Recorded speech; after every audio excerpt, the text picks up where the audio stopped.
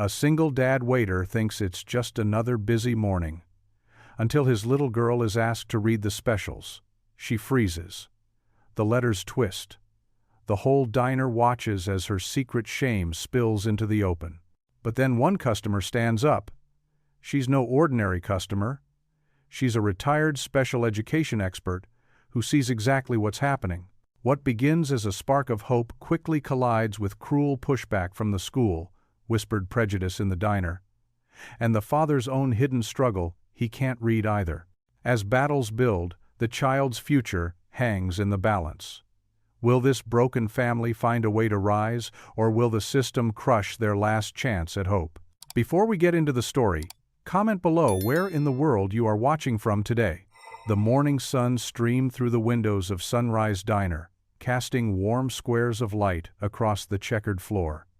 The familiar scent of coffee and maple syrup filled the air as Ray Alvarez stood at the griddle, spatula moving in a practiced dance over sizzling pancakes. His movements were smooth, automatic, after years of morning rushes just like this one.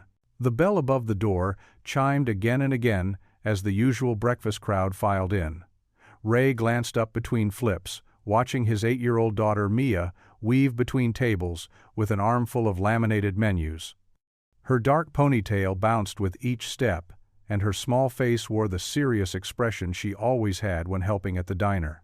"You're doing great, Mija," Ray called out, pride warming his chest as she carefully placed menus in front of an elderly couple. The diner hummed with morning chatter.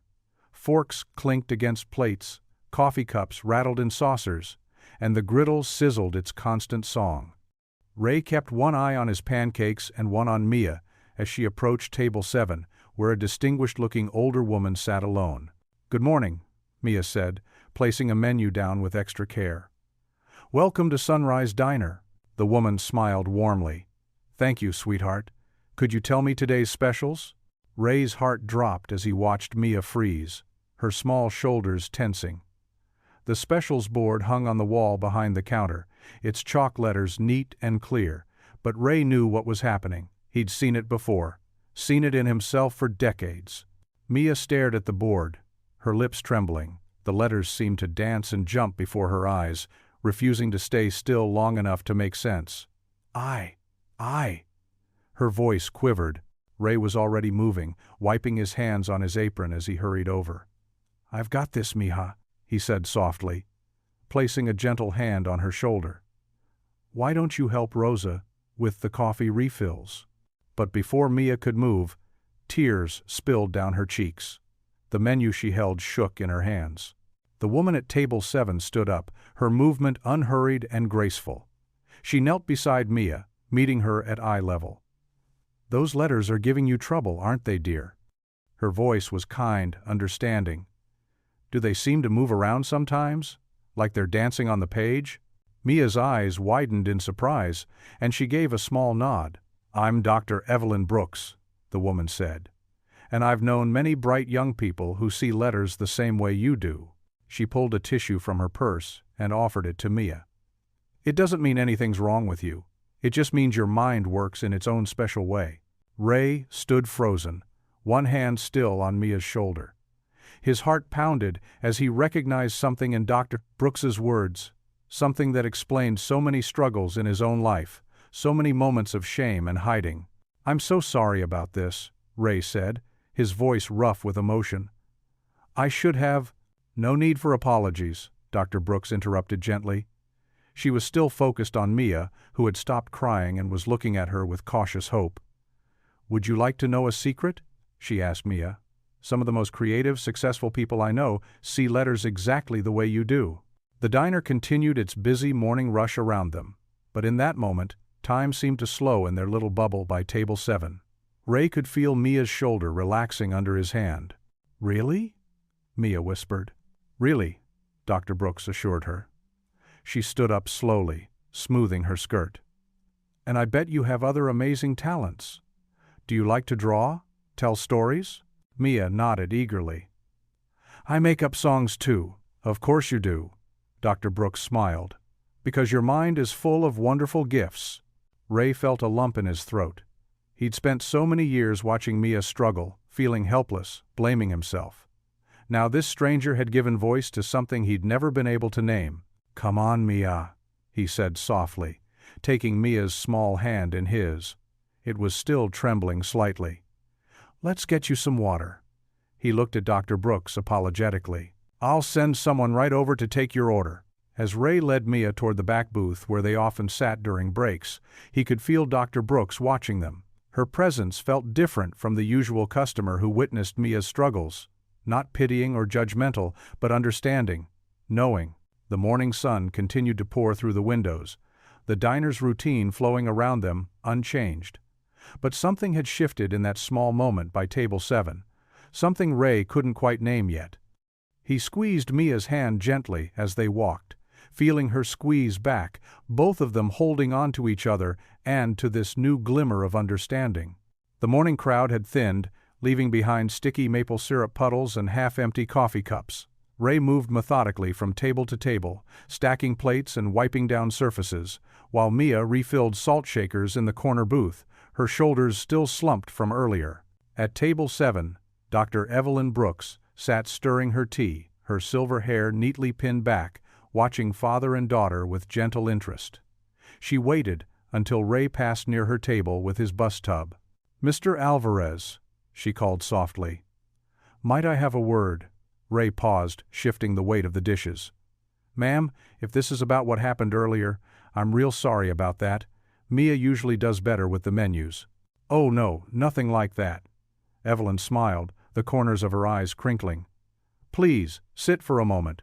My name is Dr. Evelyn Brooks. I spent 40 years as a special education expert before retiring." Ray hesitated, glancing at the remaining customers.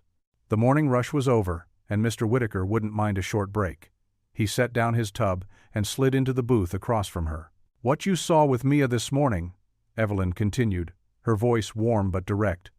"I've seen it countless times before. The way the letters seemed to move on her, how she knew the specials by heart but couldn't read them off the board." Ray's hands tensed on the table. "She tries real hard. We practice every night." "I'm sure you do." Evelyn reached into her purse and pulled out a business card, sliding it across the table. "But sometimes trying harder isn't the answer. Sometimes it's about trying differently." Ray picked up the card, running his thumb over the embossed letters. "What do you mean?" "I believe Mia might have dyslexia. It's not about intelligence.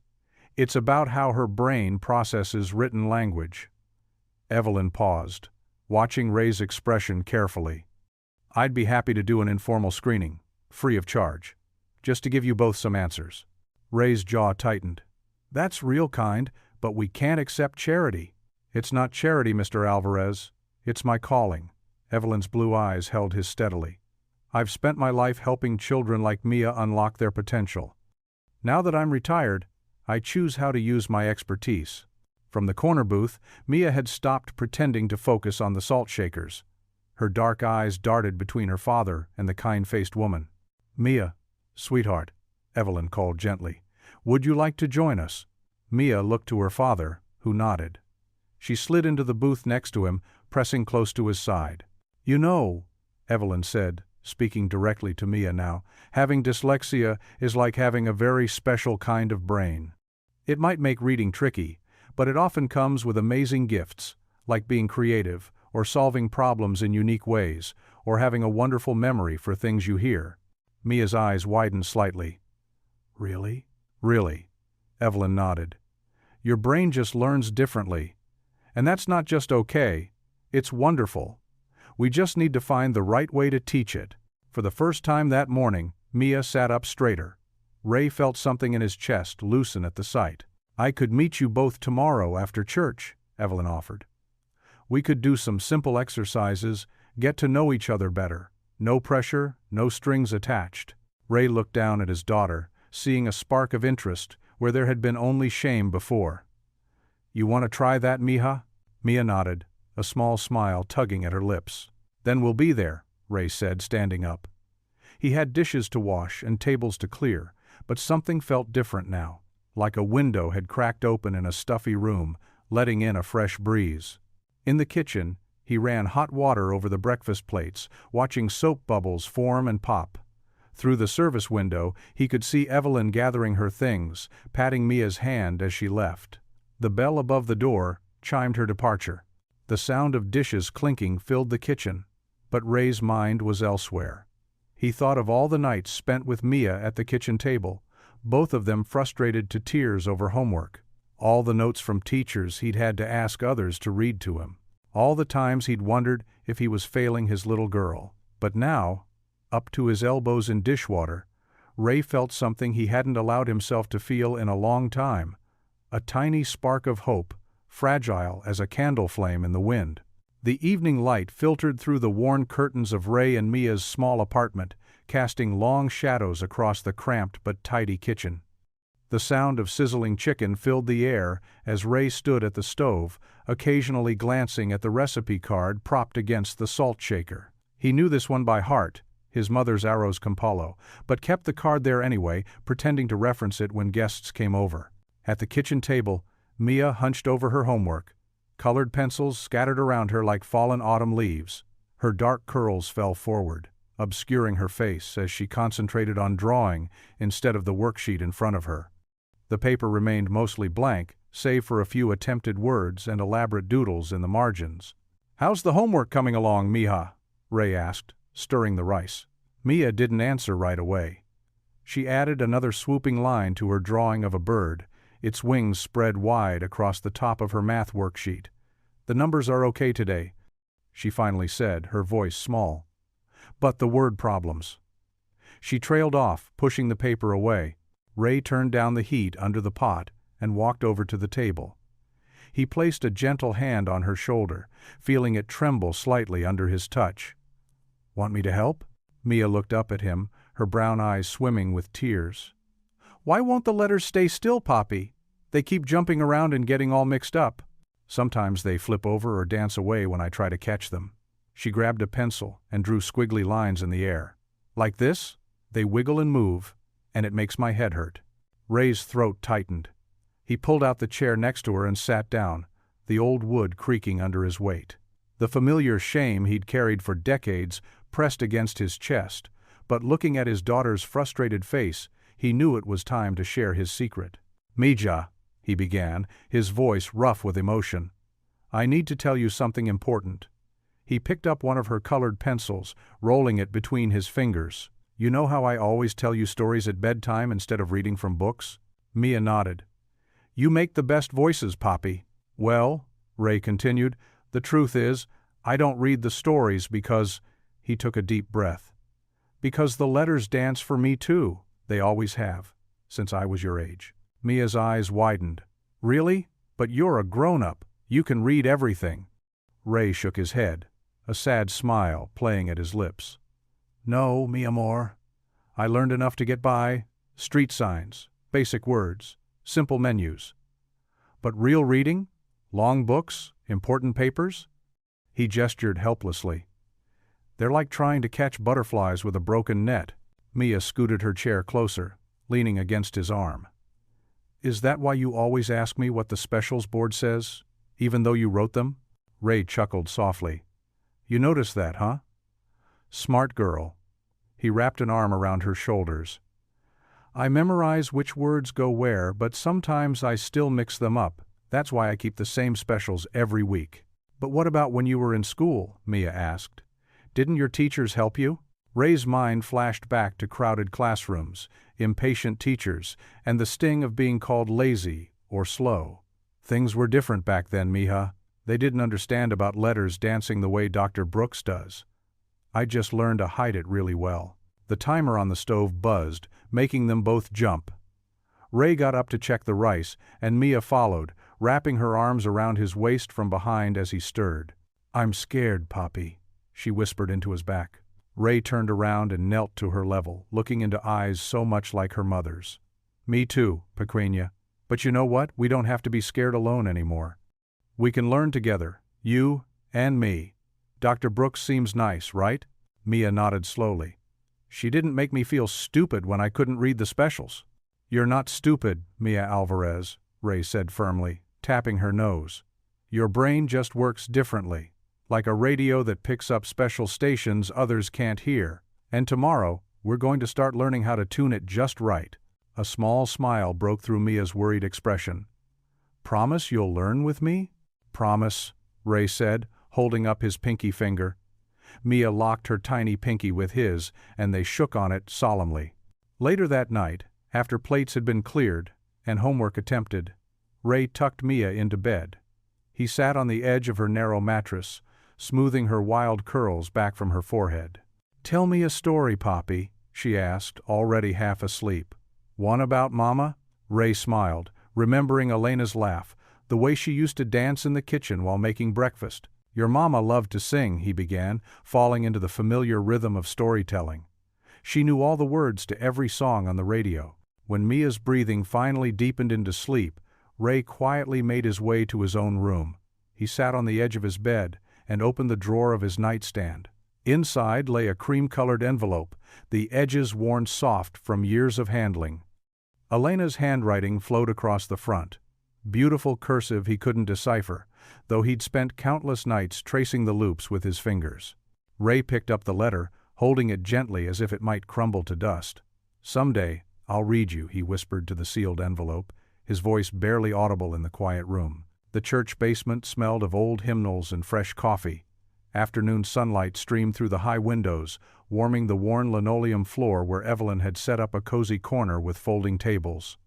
She'd arranged everything just so: boxes of crayons, sheets of clean paper, and a few well-loved children's books spread out like an invitation. Ray and Mia stepped carefully down the creaky stairs, their footsteps echoing in the quiet space. Mia clutched her father's hand, half hiding behind his leg when she spotted Evelyn. "Welcome, welcome." Evelyn's warm voice filled the room as she waved them over. Her silver hair caught the sunlight, and her eyes crinkled with genuine joy. "I've got everything ready for us to have some fun." Mia peeked out, her eyes widening at the sight of the crayons. "Can I draw?" "Of course, sweetheart." Evelyn patted the chair beside her. "In fact, that's exactly where we'll start." Ray hung back, hands stuffed in his pockets, watching as Mia settled into the chair. "Should I wait upstairs?" "Absolutely not," Evelyn said firmly but kindly. "Pull up a chair, Ray. This is for both of you." As Ray sat down, Evelyn spread out some papers with large, colorful letters. "Now, Mia, let's play a game. Can you tell me which letters make what sounds?" Mia's face scrunched up in concentration as she looked at the letters. "That one's B," she said, pointing. "Like burger. We serve lots of burgers at the diner." "Excellent," Evelyn beamed. "Now what about this one?" She pointed to the letter P. Mia stared at it, her confidence faltering. The letter seemed to wiggle on the page. I'm not sure. Sometimes it looks different." "That's okay," Evelyn said softly. "Let's try something else." She pulled out a tray of sand and showed Mia how to trace letters with her finger. Sometimes feeling the shapes helps our brain remember them better. Ray watched, amazed, as Mia's face lit up while drawing in the sand. She giggled when some stuck to her finger. "Look, Papa, I made an M for Mia." "That's beautiful, Mija," Ray said, his voice thick with emotion. Evelyn worked through several more exercises with Mia, matching sounds to pictures, clapping out syllables in words, and playing with rhyming pairs. She watched carefully, noting how Mia struggled with certain combinations but excelled at remembering patterns and stories.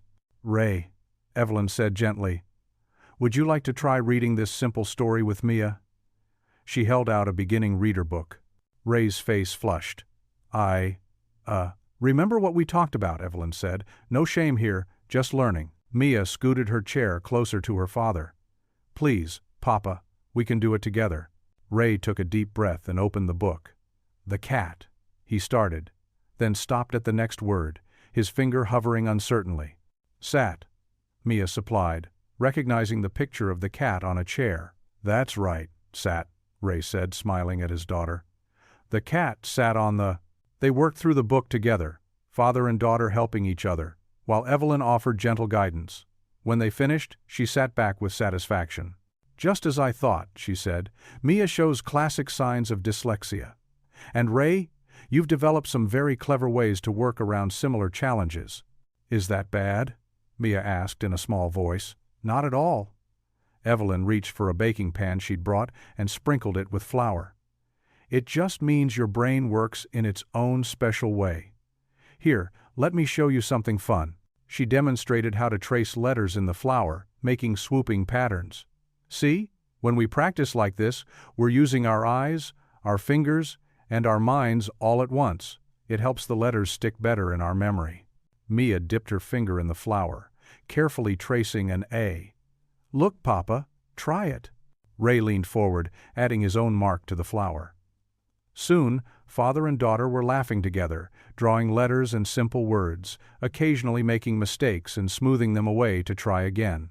Their laughter echoed off the basement walls, transforming the space from a simple church basement into something magical, a place of new beginnings.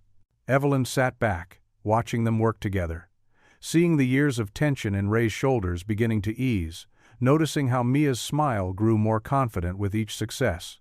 Flour dusted their fingers and dotted their clothes, but neither seemed to care. They were too absorbed in their task, in the simple joy of learning together. The afternoon sun continued to stream through the windows, casting a golden glow over their small group, as if blessing this moment of shared discovery and healing. The morning sun cast long shadows across the empty school hallway as Ray and Evelyn made their way to Miss Carver's classroom. Ray's work shoes squeaked against the freshly waxed floor, his diner uniform traded for his one good shirt, pressed but slightly faded from too many washes. "Remember," Evelyn whispered, patting his arm, "you're Mia's best advocate, just speak from your heart." Ray nodded, tugging at his collar. The walls were plastered with student artwork and perfectly lettered vocabulary words that seemed to mock him. He tried not to look at them too closely. Miss Carver's classroom door stood open. Inside, she sat at her desk, her brown hair pulled back in a neat bun. She looked up with a practiced smile as they entered. "Mr. Alvarez, good morning. And this is?" "Dr. Evelyn Brooks." Evelyn extended her hand. "I'm here as a friend of the family." The school counselor, Mr. Peterson, hurried in moments later, his tie slightly askew. "Sorry I'm late. Shall we begin?" They settled into the two small student chairs arranged in a circle. Ray's knees nearly touched his chest, making him feel even more out of place. "We're here to discuss Mia's reading progress," Miss Carver began, shuffling through some papers. "I understand you have concerns?" Ray cleared his throat. "Yes. She's really struggling with reading. Dr. Brooks here. She used to be a special education director. She thinks Mia might have dyslexia." Miss Carver's smile tightened slightly. "While I appreciate outside input, Mia just needs more practice. Some children take longer to catch on, that's all. Have you been reading with her at home?" Ray felt his face grow hot. Under the table, Evelyn squeezed his arm gently. "We do our best," he managed, "but I think this is different. The letters move around for her. She gets headaches trying to read. And Dr. Brooks did some informal screening." Mr. Peterson cut in, leaning forward. "Mr. Alvarez, formal testing is quite expensive. The district has limited resources, and frankly, we find most students catch up with our regular reading groups. But if she has dyslexia," Ray started. "That's a very serious diagnosis," Ms. Carver interjected. "Mia is sweet, but sometimes she doesn't pay attention. Perhaps if she focused more." Evelyn's spine straightened.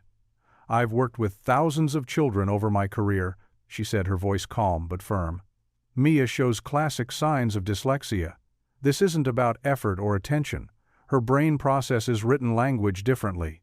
"With all due respect, Dr. Brooks," Mr. Peterson said, not sounding respectful at all, "you're retired, and this isn't your district. We have protocols to follow. Protocols that deny children the help they need?" Evelyn's words were sharp despite her gentle tone. Ms. Carver shifted uncomfortably. "We do want to help Mia, but maybe we should try retention first?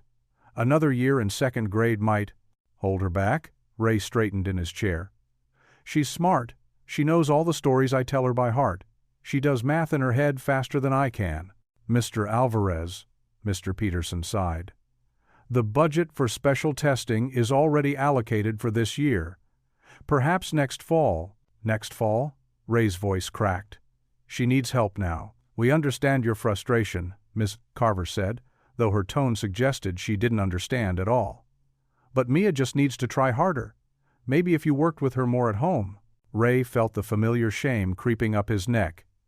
If they knew he could barely read himself. He stared at his hands, calloused from carrying plates and scrubbing dishes. Evelyn's voice cut through his thoughts, steel beneath her grandmother-like warmth. "I've seen this before. Schools dismissing clear signs, suggesting it's the child's fault or the family's. It's not right, and it's not legal." Mr. Peterson's face reddened. "Are you threatening legal action?"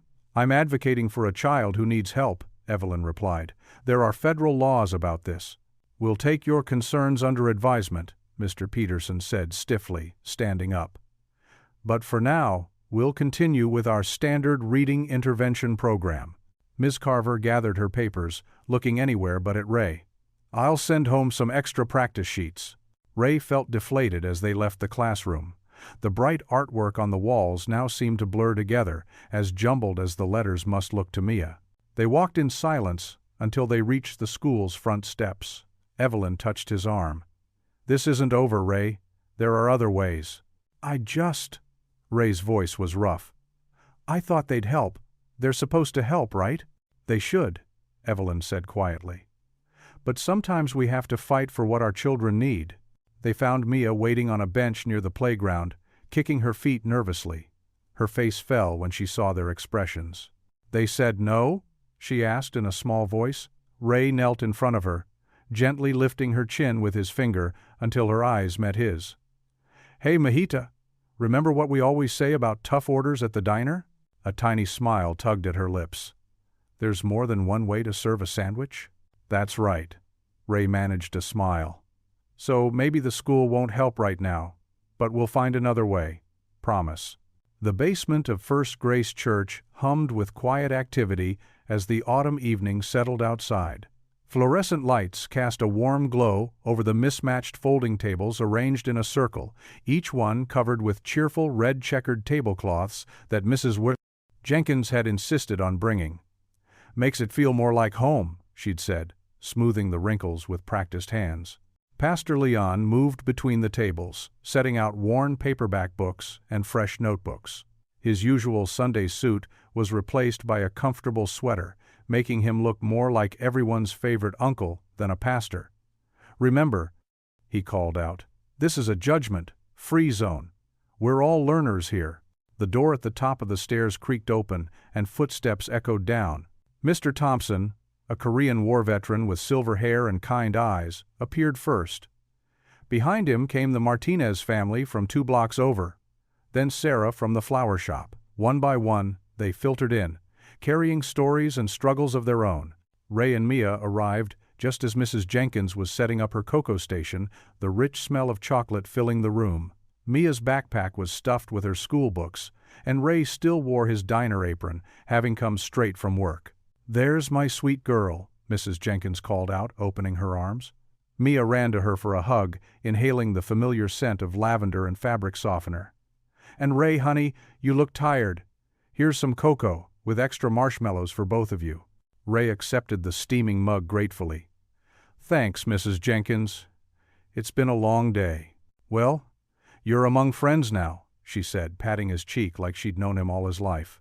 The group settled around the tables, about 15 people in all. Some were there to learn, others to help, but the lines between teacher and student blurred in the warm basement air. Pastor Leon had insisted on that. Everyone would both give and receive help. "Let's start with something fun," Evelyn announced, standing at the head of the circle. Her eyes sparkled behind her glasses as she held up a bag of magnetic letters. "We're going to play a game called Sound Detective."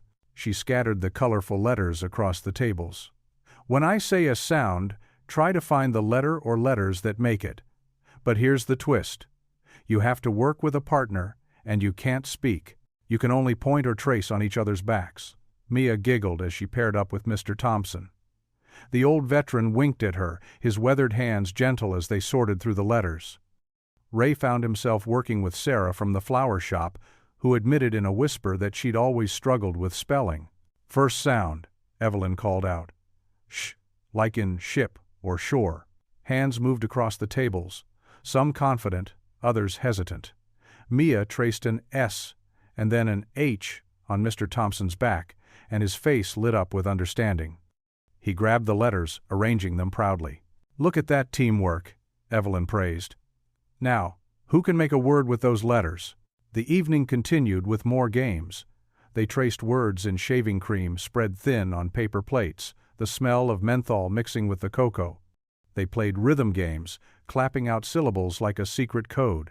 They formed small groups to practice reading aloud, voices mixing and mingling in the basement air. Mrs. Jenkins moved among them, refilling cocoa and offering encouragement. "My Henry," she said at one point, speaking of her late husband. "He didn't learn to read well until he was 40. Used to have me read him the newspaper every morning. Then one day he said, 'Enough of that,' and taught himself. Said love letters were too important to need help with." Her story drew knowing laughs and nods. Around the room, others began sharing their own struggles and small victories. Mr. Thompson admitted he'd been hiding his reading difficulties since the war. Sarah confessed she had her daughter help with the flower shop's bookkeeping. With each confession, the tension in the room eased a little more. Ray watched Mia as she worked with the group. Her face was bright with concentration as she helped an elderly woman sound out words, showing her the finger-tapping technique Evelyn had taught them. Gone was the shame that usually clouded her features when facing text. Here, surrounded by others who understood, she bloomed. Pastor Leon joined their table, rolling up his sleeves. "Let's try something different," he suggested, pulling out a children's Bible with large print. "We'll read it together, just a verse at a time, no pressure." They took turns, stumbling over words, helping each other. When someone struggled, the group would sound it out together, the words becoming a chorus of shared effort. Ray felt his own fears beginning to loosen their grip as he realized no one was judging his halting progress. The Martinez children started a game of word charades in the corner, their laughter infectious. Soon, others joined in, acting out simple words while partners tried to spell them. The basement filled with movement and joy, learning disguised as play. As the evening wound down, people lingered, reluctant to leave this safe space they'd created together. Mrs. Jenkins distributed the leftover cookies she'd brought, wrapped carefully in napkins. "For the road," she insisted, pressing extras into Ray's hands. "Growing girls need their strength." Mia helped stack the chairs, her small hands confident on the metal frames. She worked alongside Mr. Thompson, who showed her how to line them up just so. The old veteran's eyes were bright as he praised her attention to detail. In a quiet moment, as Ray gathered their things, Mia tugged at his sleeve. Her face was soft in the fluorescent light, relief written in every feature. She pressed close to his side, looking around at their new community. Mr. Thompson carefully writing in his notebook, Mrs. Jenkins washing mugs, Sarah practicing letters with her tongue between her teeth. "Daddy," Mia whispered, her voice full of wonder. "It feels good not to be the only one." Ray's heart swelled as he pulled her into a tight hug, feeling her small arms wrap around his waist. In this moment, surrounded by their newfound circle of support, he understood exactly what she meant. The bell above Sunrise Diner's door chimed softly in the pre-dawn quiet. Evelyn Brooks pushed it open with her shoulder, carrying a worn canvas bag filled with colorful teaching materials. The aroma of fresh coffee and maple syrup welcomed her into the warmth. "Good morning, Dr. Brooks." Mia's voice rang out from behind the counter, where she was carefully arranging sugar packets in their metal holder. Her small fingers worked with determination, organizing them by color. "Good morning, sweetheart." Evelyn smiled, setting her bag down at the counter. "And what did I tell you about calling me Dr. Brooks?" Mia giggled. "Sorry, Miss Evelyn," Ray's voice called from the kitchen. "Mia, did you finish wiping down the menus?" "Yes, Daddy," Mia answered, proud of her morning duties. She turned back to Evelyn and whispered, "I practiced the letter sounds you taught me yesterday. Want to hear?" "I would love nothing more," Evelyn said, pulling out some laminated cards from her bag. She arranged 3 of them on the counter, C, A, and T. Mr. Whitaker emerged from his office, paperwork in hand. He paused, watching the scene unfold with a mixture of curiosity and uncertainty on his weathered face. "Now remember what we learned," Evelyn said gently. "Each letter makes its own special sound. Take your time and point to each one." Mia's finger hovered over the first letter. Her brow furrowed in concentration. "K," she said firmly, then moved to the next. "Ah." Her finger slid to the final letter. "T." "Now faster, dear. Let the sounds flow together." Mia's fingers swept across all 3 letters. "K, t, cat?" Her eyes widened. "Cat. I read it. I really read it." The few early morning regulars at their usual tables looked up, smiling at her excitement. Mrs. Jenkins, nursing her morning coffee, broke into applause. "Way to go, honey!" Mr. Whitaker shifted his weight from one foot to the other, his expression softening despite himself. "That's exactly right," Evelyn beamed, pulling out more cards. "You see, when we use our eyes to see the letters, our ears to hear the sounds, and our fingers to touch and point, it helps our brain learn better. It's like using all our senses together makes a stronger connection." Mia nodded eagerly. "Like when Daddy lets me trace letters in flour on the counter." "Precisely," Evelyn said. "Or when we use the sticky notes on the ketchup bottles, or sing our alphabet songs. That's called multisensory learning." From his spot near the office, Mr. Whitaker watched as Mia successfully sounded out dog and bat. His fingers drummed against his paperwork, his stern expression wavering. He'd known Ray and Mia since they'd first arrived in town 3 years ago, and while he ran a tight ship, he couldn't deny the determination he saw in both father and daughter. "Miss Evelyn," Mia asked, carefully arranging the letter cards herself now, "why didn't anybody teach Daddy this way when he was little?" A shadow crossed Evelyn's face. "Sometimes, sweetheart, people don't get the help they need when they're young, but that's why we're all here now, learning together." The kitchen door swung open as Ray emerged with a fresh stack of pancakes for table 3. He caught the tail end of their conversation and paused, watching his daughter concentrate on forming new words. "Pig," Mia sounded out. "Pig." She jumped up and down, her dark curls bouncing. The entire diner erupted in cheers. Even the truckers at the counter turned to offer thumbs up and encouraging nods. Mr. Whitaker found himself nodding along, a reluctant smile tugging at his lips. "I'm going to read everything," Mia declared, her voice full of newfound confidence. "All the menus and signs and books and—" "One step at a time," Evelyn chuckled, patting her hand. "Remember what we said about patience? Slow and steady wins the race," Mia recited, something they'd clearly discussed before. Ray stood frozen, the plate of pancakes growing cool in his hands. His vision blurred as he watched his daughter tackle another word, her face glowing with pride. Without a word, he turned and pushed through the kitchen door. In the safety of the kitchen's fluorescent lighting, Ray set down the pancakes and braced himself against the stainless steel prep table. Tears rolled down his cheeks as he pulled out a paper towel to wipe his eyes. His shoulders shook with silent sobs, not of sadness, but of overwhelming joy and gratitude. He could hear Mia's excited voice through the door, still working with Evelyn. His daughter was reading, actually reading.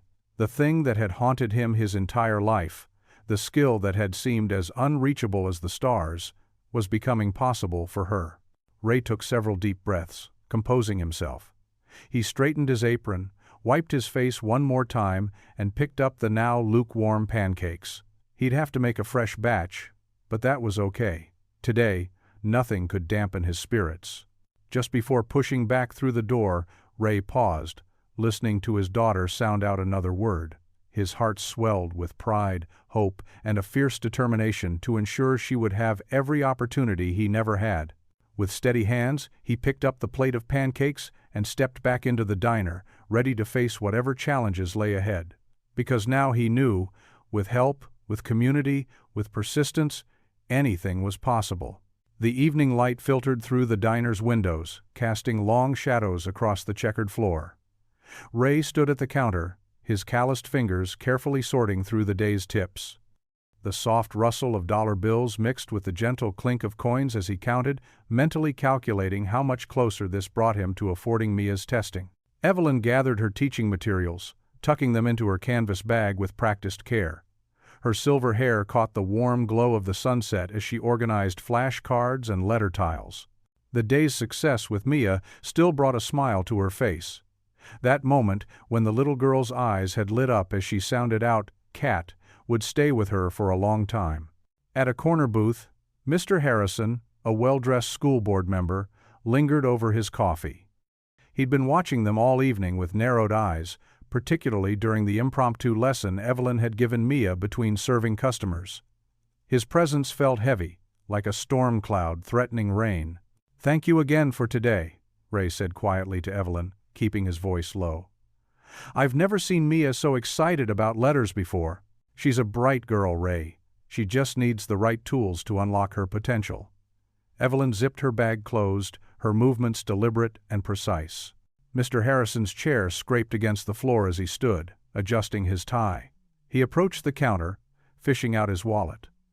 "Quite the little show you put on today," he said, his tone carrying an edge that made Ray's shoulders tense.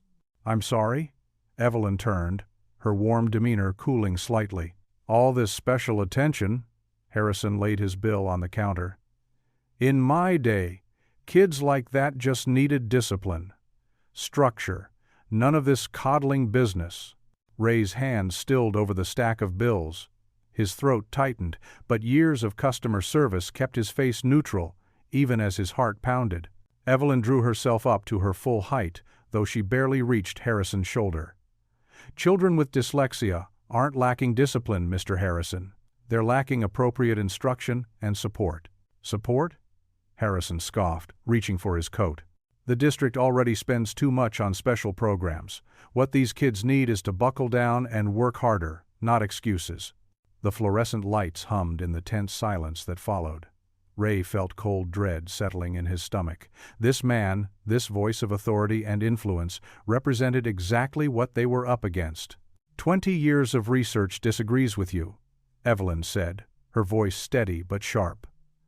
"These children's brains process language differently. It's not a matter of effort or discipline. It's about teaching them in a way that works with their neurology, not against it." Harrison buttoned his coat, shaking his head. "Well, you're entitled to your opinion, Dr. Brooks. But the board has to consider what's practical, what's feasible within our budget constraints.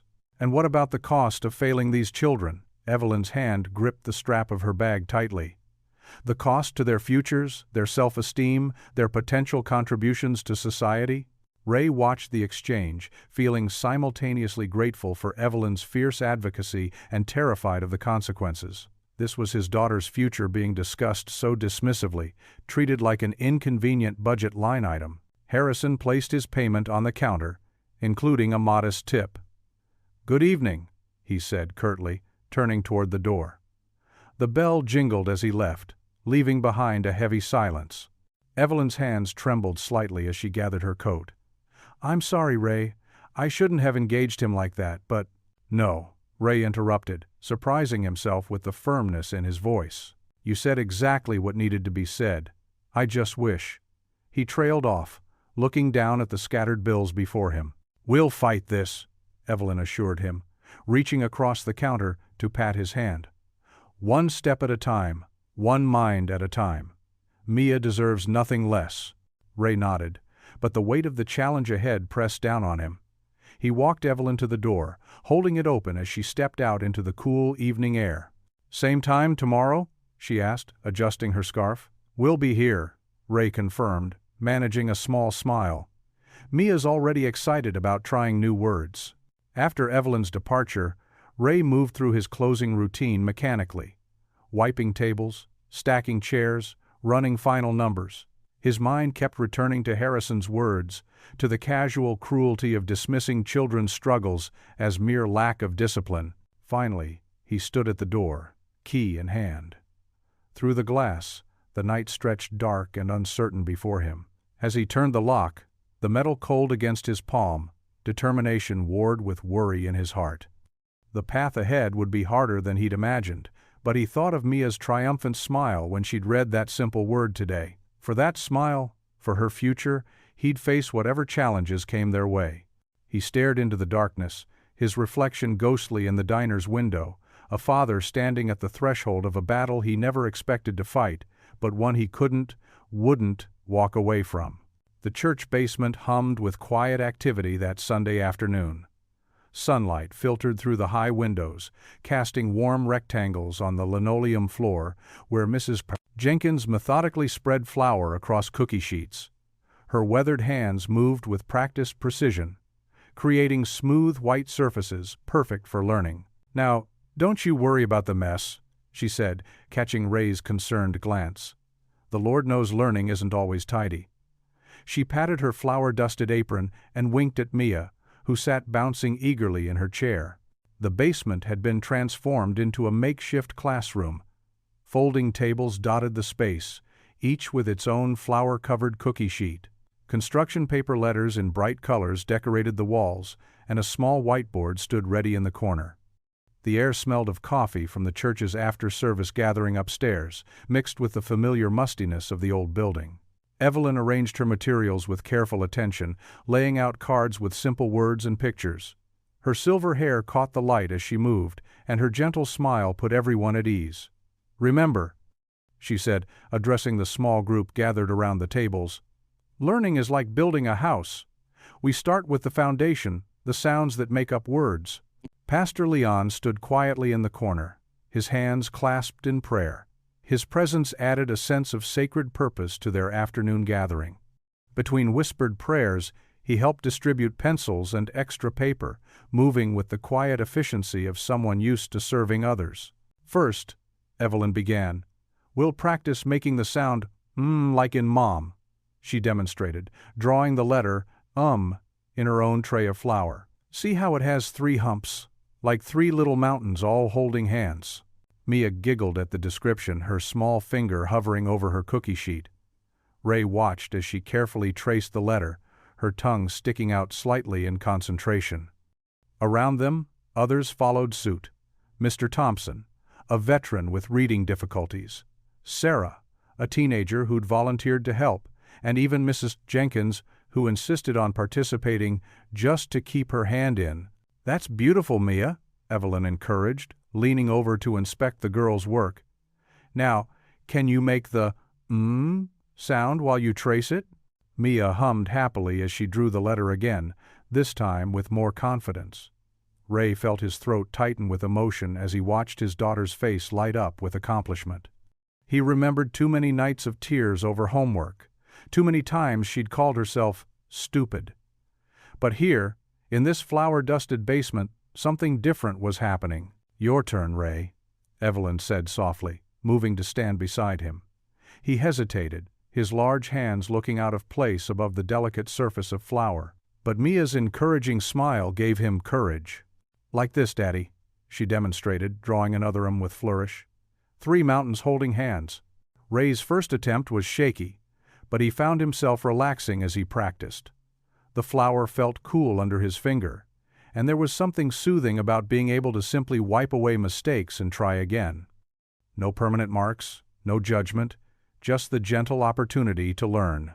Pastor Leon moved among them, occasionally placing a supportive hand on someone's shoulder or offering a quiet word of encouragement. His prayers had shifted from whispers to gentle humming, adding a peaceful backdrop to their work. "Now let's try s's like snake," Evelyn continued, demonstrating the sinuous curve of the letters in her tray. "Feel how your mouth makes the sound, like a tiny snake speaking." The afternoon progressed with more letters, more sounds, more laughter. Mrs. Jenkins kept everyone's spirits up with occasional comments about how her biscuits would taste extra special after being made with learning flour. Her warm chuckles filled the basement whenever someone drew a particularly creative version of a letter. Ray found himself relaxing more with each passing minute. Here, surrounded by people who understood the struggle, who offered help without judgment, he felt something he hadn't experienced in years: genuine support. The shame that had weighed him down for so long began to feel lighter. "Look, Daddy," Mia called out, pointing to her tray where she'd written Matt in wobbly letters. "I did a whole word." "That's amazing, sweetheart," Ray beamed, his heart swelling with pride.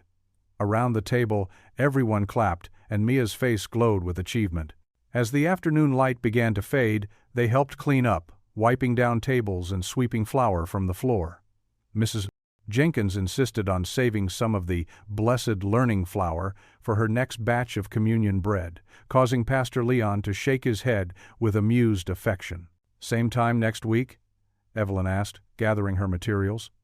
The group nodded eagerly, and Ray noticed how much more confident everyone looked compared to when they'd arrived. Outside, autumn leaves danced in the late afternoon breeze as Ray and Mia began their walk home. The air was crisp and clean, carrying the promise of winter, but still holding on to the last warmth of fall. Mia skipped ahead, stopping every few steps to catch falling leaves. "Daddy, look!" she called, catching a particularly large maple leaf. "It's red like the Ah in cat." She twirled with the leaf, her giggles echoing down the street. A sound of pure joy, of new beginnings. Ray watched his daughter dance among the falling leaves, her earlier fears forgotten in the simple pleasure of the moment. Her laughter rang out again, clear and bright, a melody of hope that seemed to match the rhythm of their footsteps on the sidewalk. The fluorescent lights buzzed overhead in the school board office, casting a harsh glow that made everyone look tired and washed out. Ray shifted uncomfortably in the hard plastic chair, tugging at his collar. He'd changed into his one good shirt after his shift, but he still felt out of place among the suits and blazers. Dr. Evelyn Brooks sat beside him, calm and composed in her navy cardigan, a thick folder of papers resting on her lap. Her silver hair caught the artificial light, creating a subtle halo effect that matched her determined expression. The school board members filed in, their faces a mix of polite disinterest and barely concealed impatience. "Thank you for meeting with us this evening," Evelyn began, her voice steady and clear. She opened her folder with practiced ease. "I've brought comprehensive documentation regarding Mia Alvarez's learning needs and the legal framework supporting appropriate services." Board President Thompson leaned back, his chair creaking. "We appreciate your interest, Dr. Brooks, but you're retired now, correct?" "Yes, but my expertise remains current," Evelyn replied, sliding forward a stack of papers. "These are peer-reviewed studies from the past 5 years demonstrating the effectiveness of structured literacy intervention for students with dyslexia." Ray watched as the papers were passed around, his heart sinking as several board members barely glanced at them.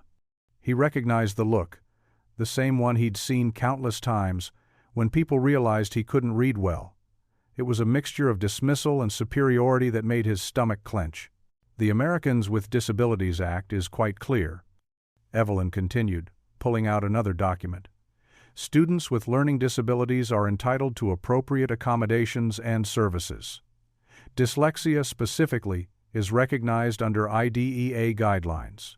Mrs. Peterson, a thin woman with rectangular glasses, cleared her throat. "Our district already provides reading support through our existing programs. General reading support isn't sufficient for dyslexia," Evelyn countered. "These children need explicit, systematic, multisensory instruction. I've outlined the specific approaches that have proven successful." Ray noticed Ms. Carver sitting quietly in the corner, her hands folded tightly in her lap. She'd been watching the exchange with growing discomfort, her expression troubled.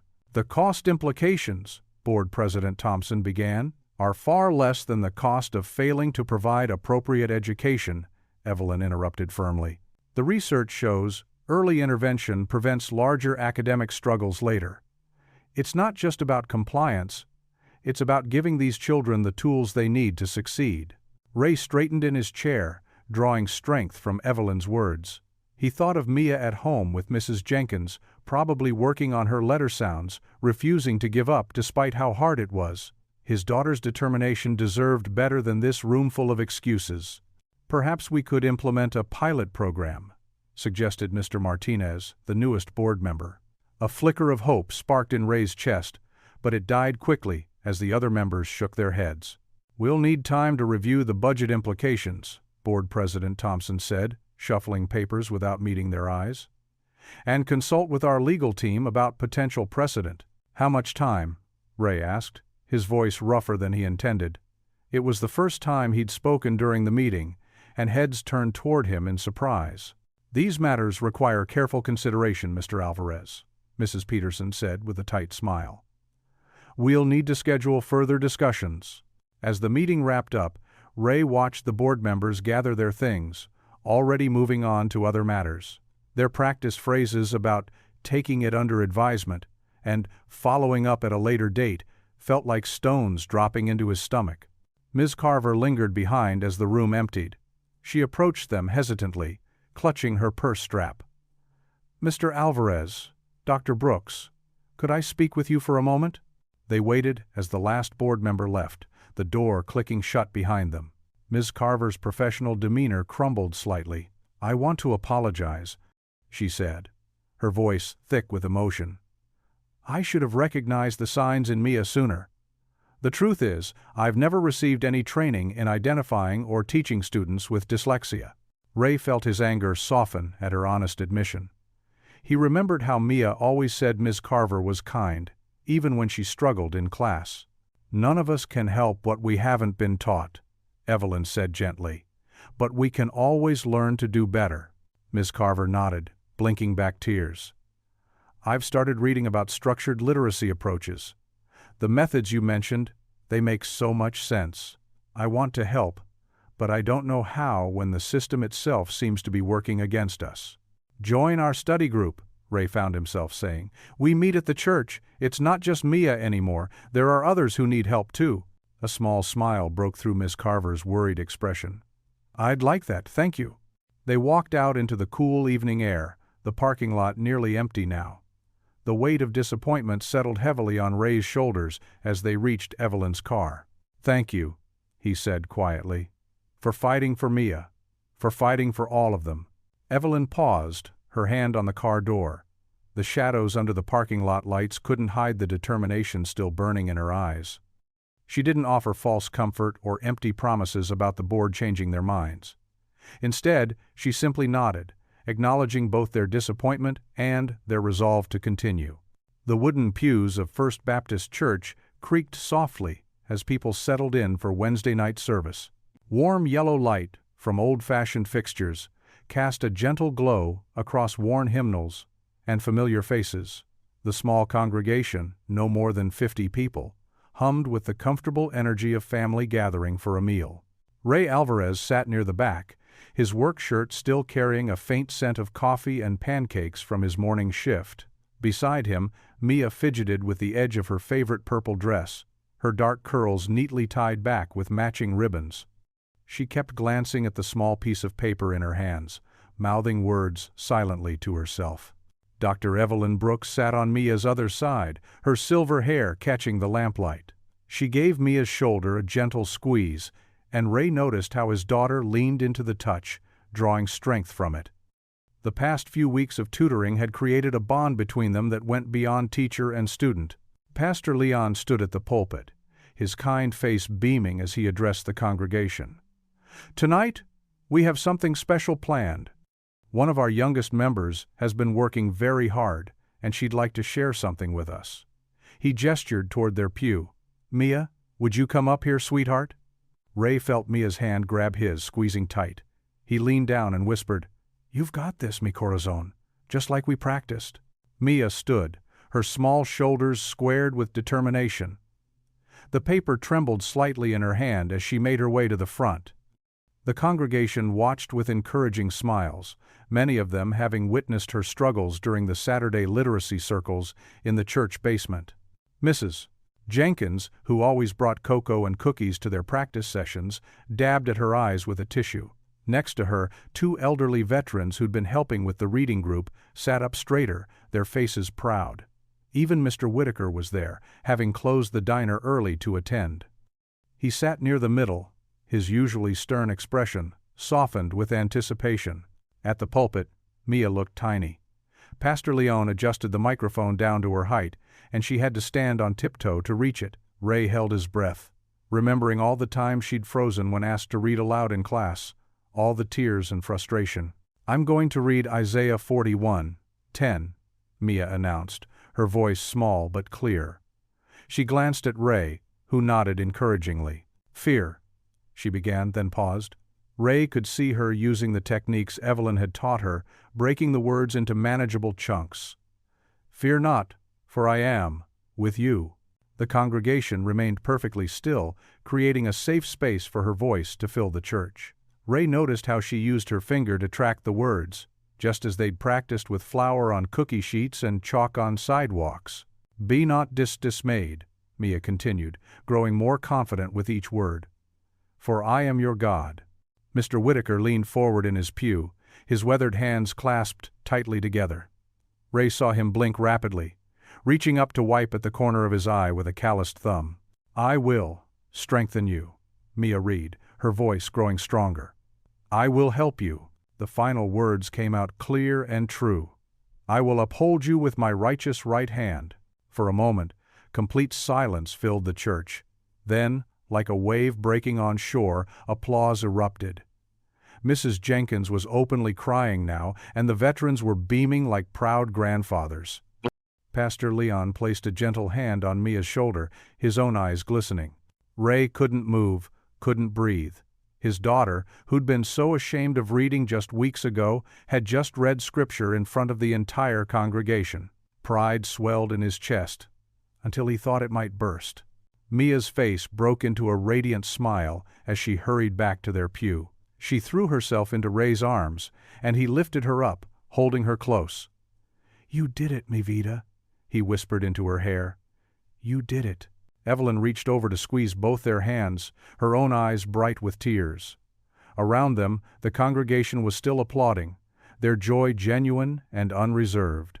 As Pastor Leon called everyone to prayer, Ray noticed Mr. Whitaker slip something into the offering plate, an envelope that looked thicker than usual. The old man caught Ray's eye and gave a gruff nod, quickly looking away as he wiped his eyes again. Later that night, Ray knelt beside Mia's bed in their small apartment. She was already in her pajamas, her hair spread across the pillow, but her eyes were still bright with excitement from the evening. "Papi," she whispered, "did you see everyone clapping?" "I did, mi corazon."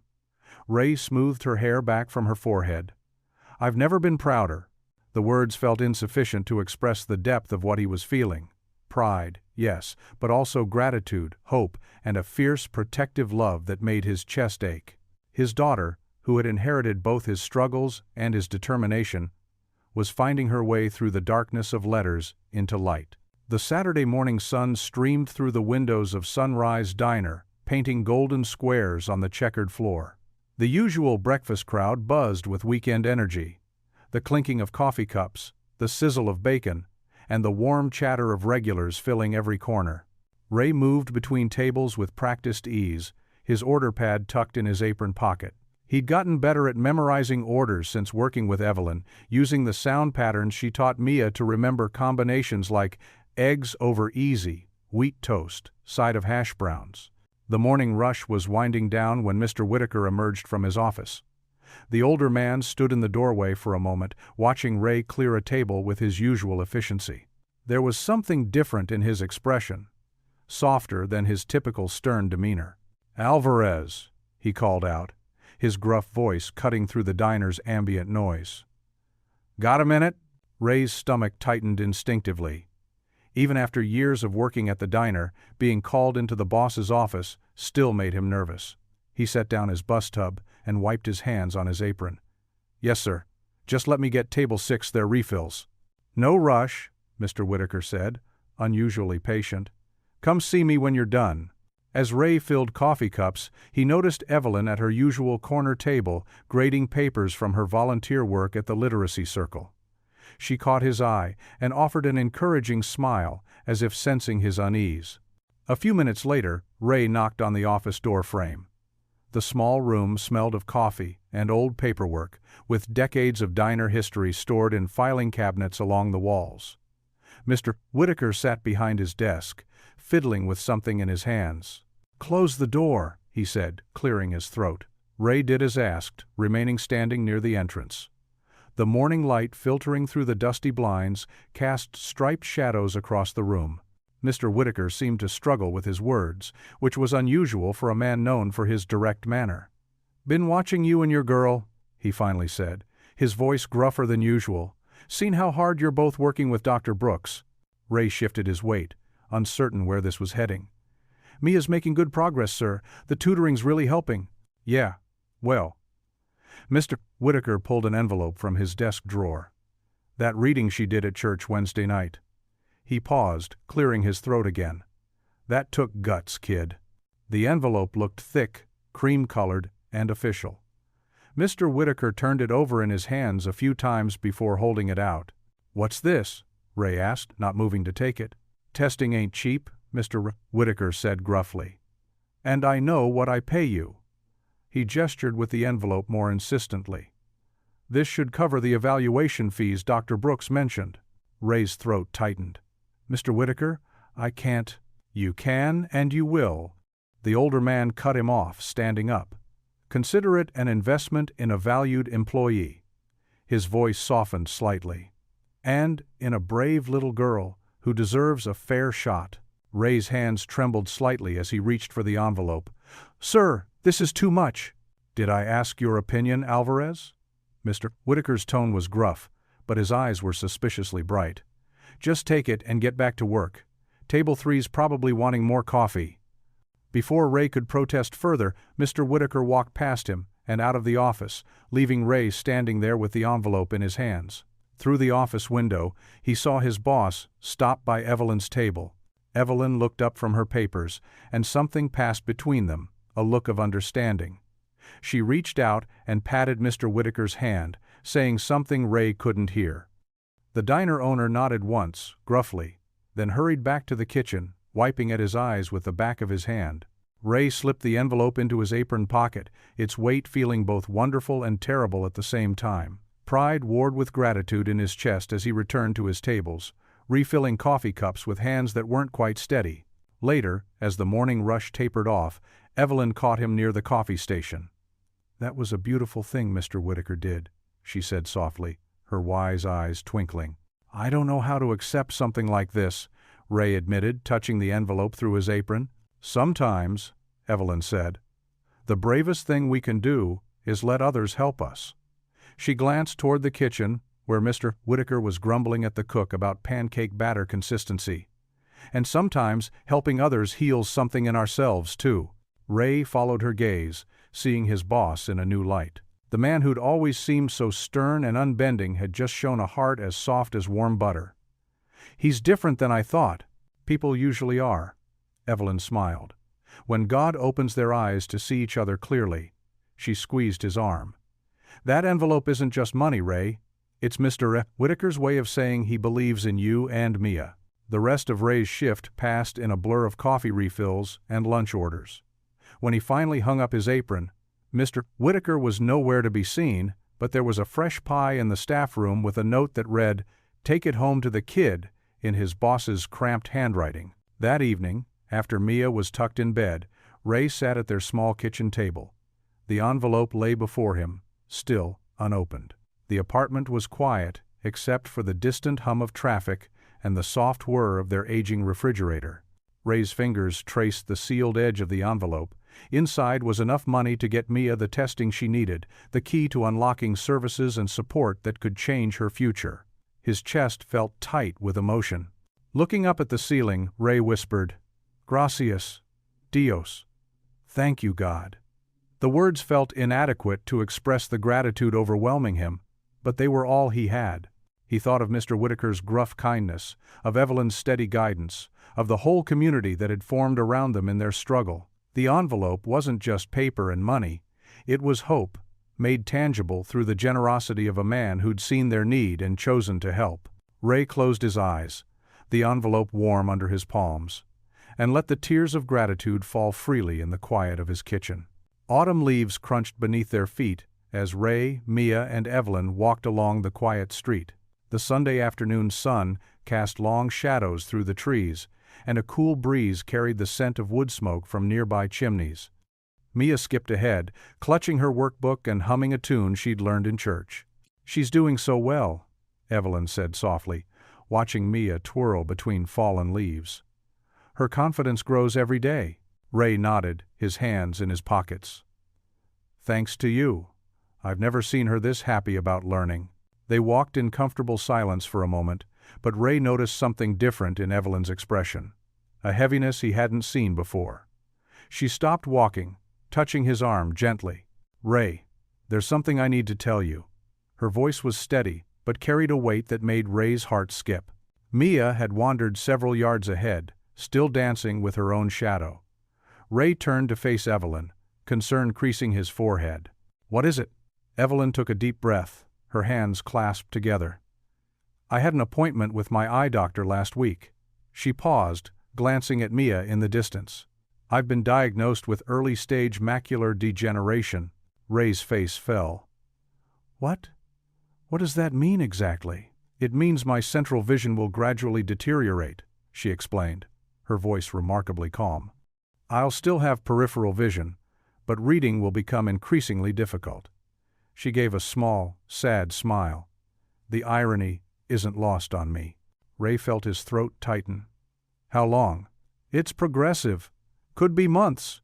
Could be a few years before it significantly impacts my daily life." She watched Mia, who was now collecting bright red leaves. "That's why I've been pushing so hard, Ray. I want to give everything I can while I still can." Ray shook his head, struggling to process this news. "But there must be treatments." "There are some options we're exploring," Evelyn nodded. "But I needed you to know. I need you to understand why this work with Mia, with all of you, means so much to me right now."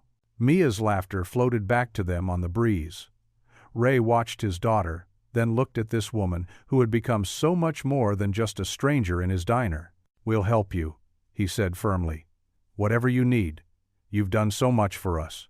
Evelyn patted his arm. "Oh, Ray, you don't understand. You and Mia have given me purpose when I needed it most. After losing James."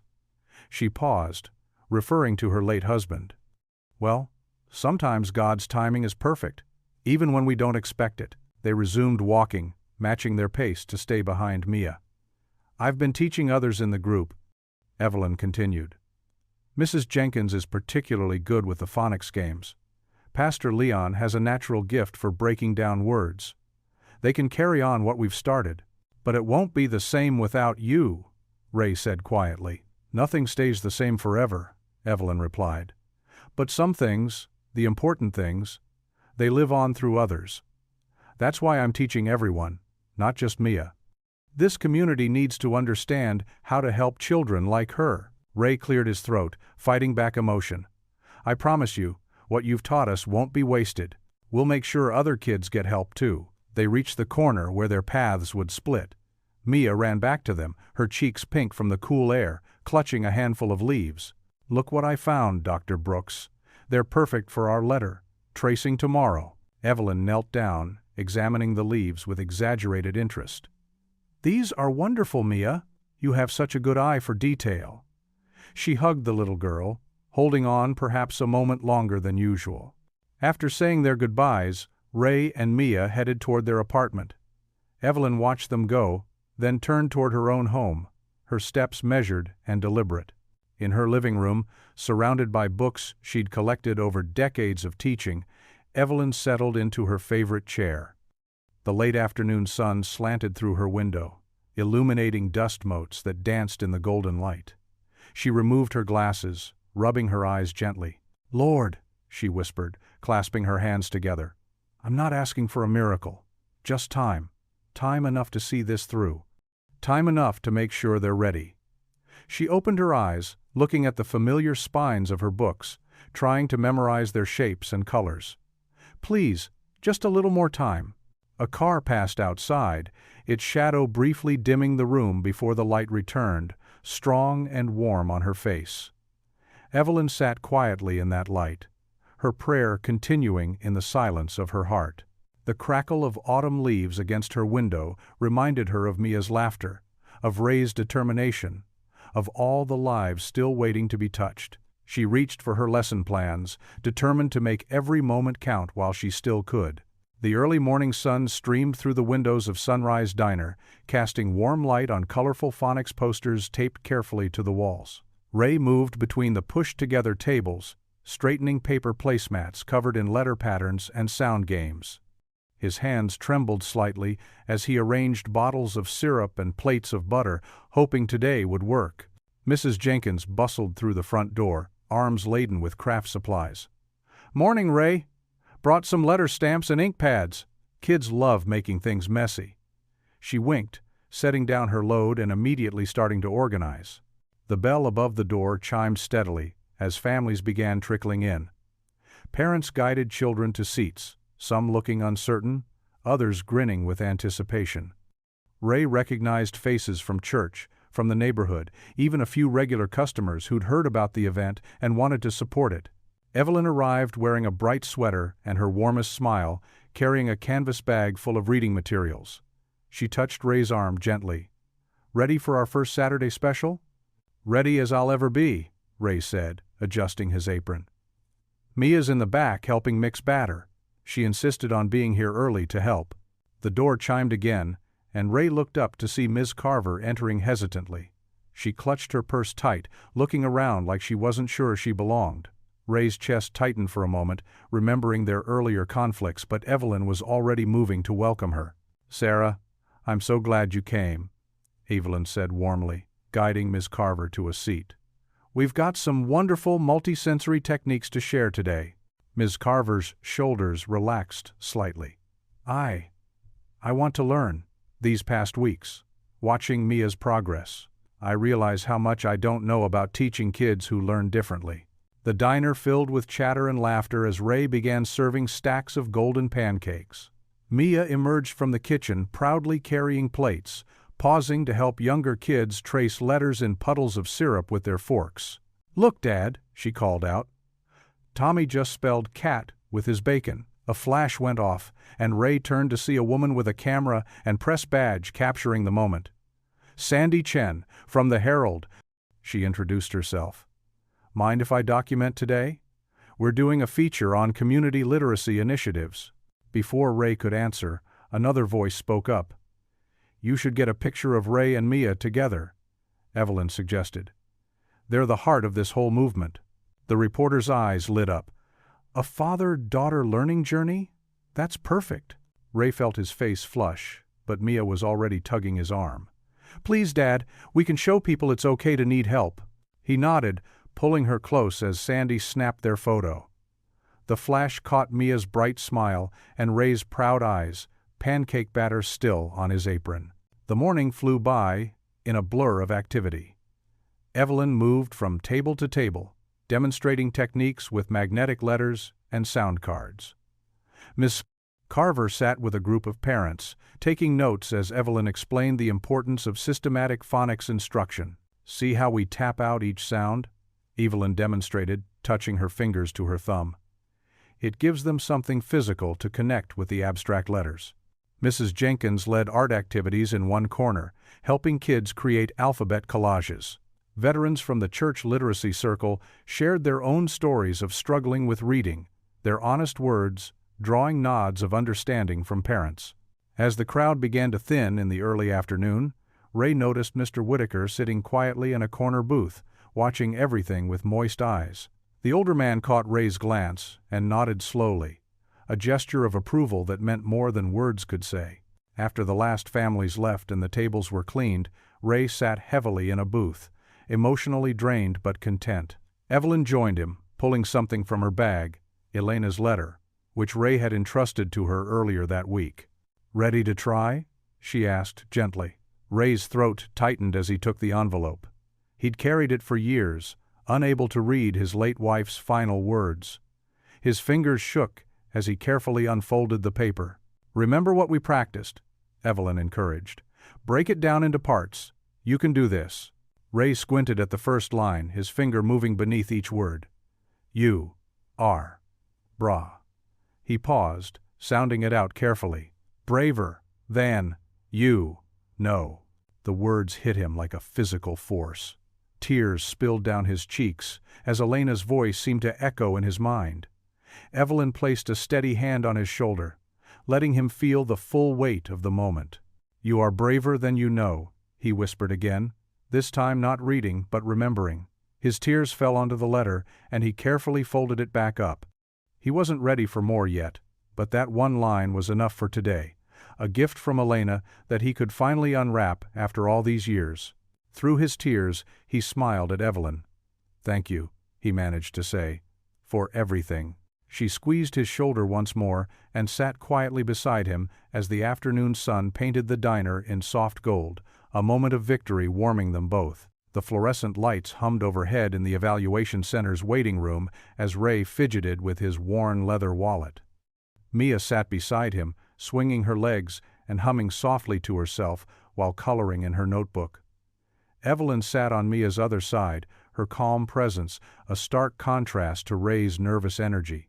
"She's going to do just fine," Evelyn whispered, patting Ray's arm. "We've practiced so much." Ray nodded, unable to speak past the lump in his throat.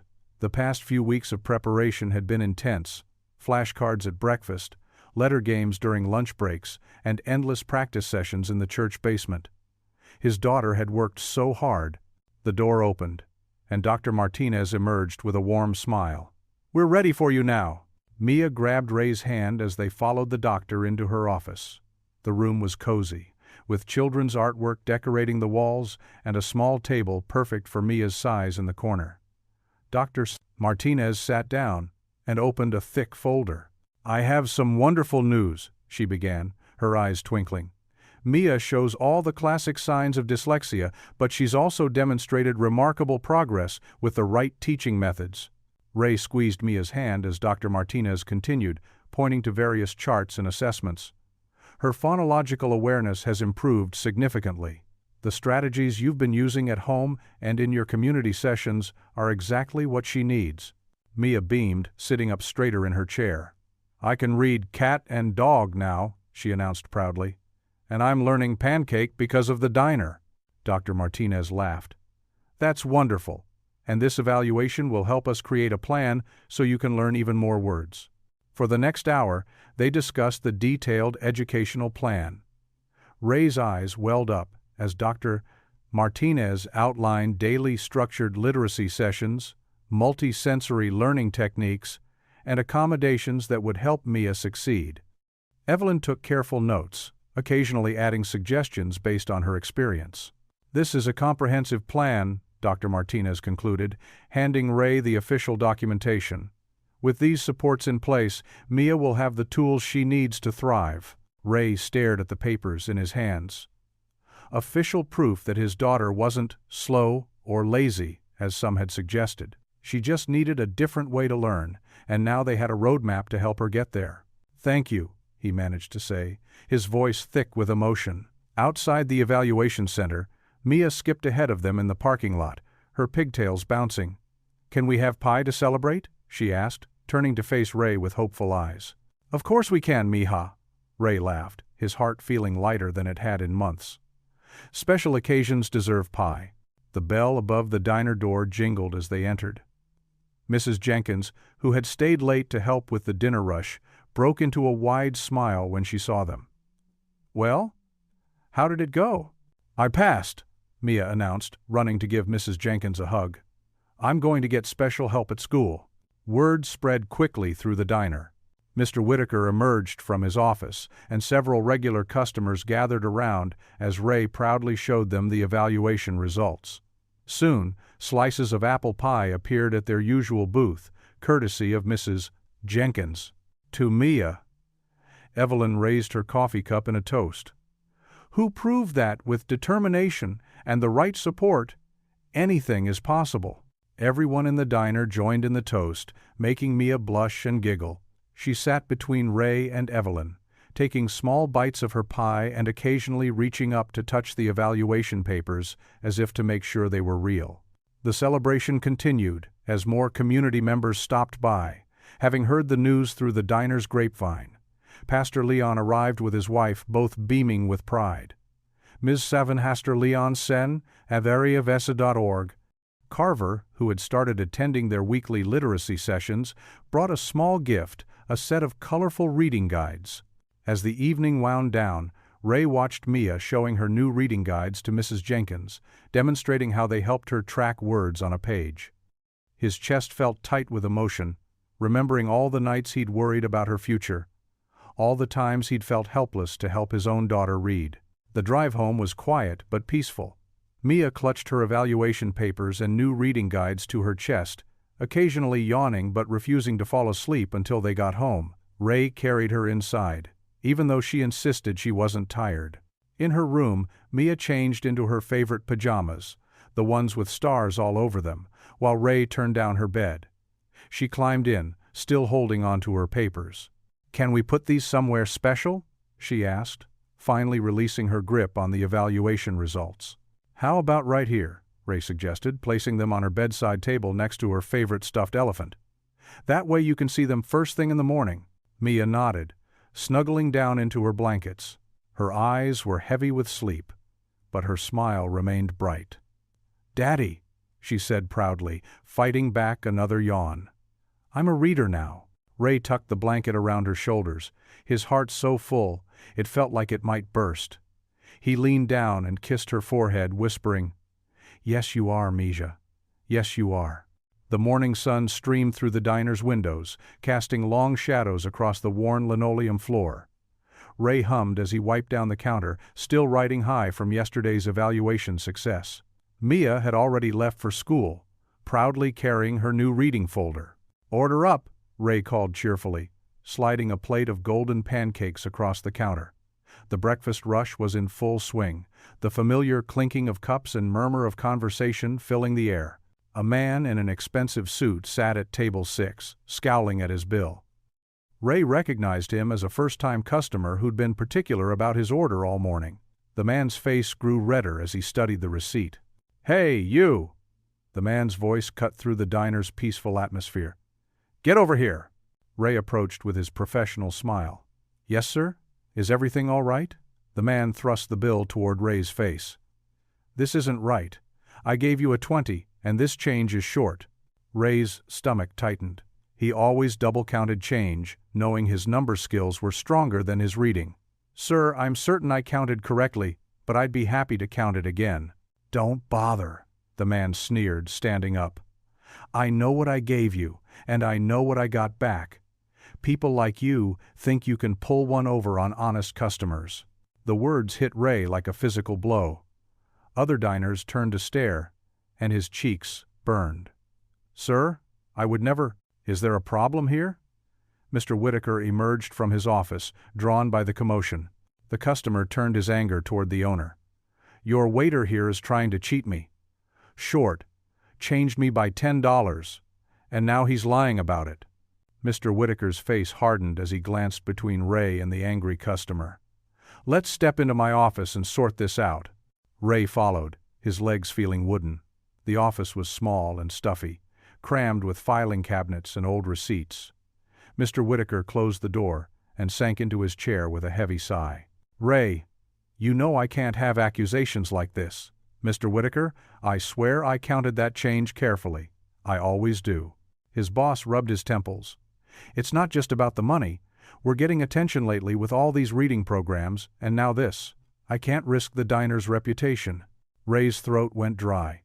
"What are you saying?" "I'm going to have to suspend you, pending review, just until we sort this out." The words fell like stones. "Please, I need this job. Mia's evaluation, the tutoring." "I'm sorry, Ray. Take a few days. We'll talk next week." Ray's hands trembled as he untied his apron. He walked out through the kitchen, avoiding the curious stares of his coworkers. The morning sun felt too bright now, harsh and exposing. At home, he was just reaching for the phone to call Evelyn when it rang. The school secretary's voice was clipped and formal. "Mr. Alvarez? The board has reviewed Mia's case again. I'm calling to inform you that the proposed services have been postponed." Ray gripped the phone tighter. "Postponed? But we have the evaluation results." "The board cited budgetary concerns and precedent. They'll reconsider next semester." The call ended, leaving Ray standing in his silent kitchen. The triumph of yesterday crumbled around him. That evening, the literacy circle gathered as usual in the church basement. Ray couldn't bring himself to tell them about the suspension or the board's reversal. He watched Mia work with Evelyn, their heads bent together over a book. Suddenly, Evelyn blinked hard and squinted at the page. The book slipped from her fingers, thumping against the table. She reached for it, missing once before grabbing it. "Dr. Brooks?" Mia's voice was worried. "Are your eyes doing the dancing thing too?" Evelyn tried to smile, but Ray saw the fear in her face. Just a little tired, dear. Let's take a break. Later that night, Ray sat at his kitchen table, bills spread out before him. The evaluation payment receipt, the electric bill, the rent notice. His hands shook as he counted what little savings remained. The kitchen clock ticked loudly in the silence. Outside, a car passed, its headlights sweeping across the wall like searching fingers. Ray stared at the numbers until they blurred, despair pressing in from all sides like a physical weight. Mia's reading folder lay on the counter where she'd left it, bright with stickers and hope. Now it seemed to mock him, a symbol of promises he couldn't keep. He glanced at Elena's letter, still waiting to be fully read, and for the first time since starting this journey, he wondered if some dreams were too big for people like him after all. Rain drummed against the kitchen window, matching the heavy rhythm in Ray's heart. The small apartment felt even smaller now, cramped with unspoken worries and bills spread across the coffee table. The morning light struggled through gray clouds, casting dim shadows over their quiet breakfast. Mia pushed her soggy cereal around the bowl, her normally bright eyes downcast. Her backpack sat by the door, the corner of her reading folder barely peeking out. She hadn't touched it in days. "Sweetie, you need to eat something," Ray said softly, his own toast untouched. "Big day at school." Mia just shrugged, a gesture that broke his heart a little more. The sparkle she'd had just last week, when she'd proudly read that verse in church, seemed like a distant memory now. Ray's phone buzzed, another job listing notification. This one was for a warehouse position in the next town over 45 minutes away. Night shift, decent pay, but the hours would mean leaving Mia with Mrs. Jenkins in the evenings. His throat tightened at the thought. Maybe, he started, then stopped when Mia looked up. How could he explain to his 8-year-old that they might need to completely change their lives? That Daddy might not be there for bedtime stories anymore? The kitchen clock ticked loudly in the silence. Ray remembered mornings at the diner, the comfortable chaos, the familiar faces. Now everything felt off balance, like walking on shifting sand. A knock at the door made them both jump. Evelyn stood there, her usual warm smile strained around the edges. She carried her teaching materials, but the bag seemed heavier today. "Good morning, my dears," she said, but her voice lacked its usual energy. She settled at the table, pulling out some flashcards. "Shall we practice a bit before school, Mia?" Mia slumped lower in her chair. "My stomach hurts." Ray recognized the excuse, the same one she'd used yesterday and the day before. His daughter was retreating back into that shell of shame he'd worked so hard to help her break free from. "Just one card?" Evelyn coaxed gently, but even she seemed uncertain. Her hands trembled slightly as she held up a simple word. Ray noticed how she squinted, leaning forward more than usual. "I can't," Mia whispered, pushing away from the table. "I'm gonna be late." She grabbed her backpack and headed for the door where Mrs. Jenkins waited to walk her to school. After Mia left, Evelyn sank into the chair, removing her glasses to rub her eyes. "I'm sorry, Ray. I thought we'd made such progress." "It's not your fault," Ray said, though his voice was rough. "None of this is your fault." "My eyes." Evelyn paused, swallowing hard. "They're getting worse faster than expected. This morning, I could barely read my own notes for today's lesson plan." Ray reached across the table to squeeze her hand.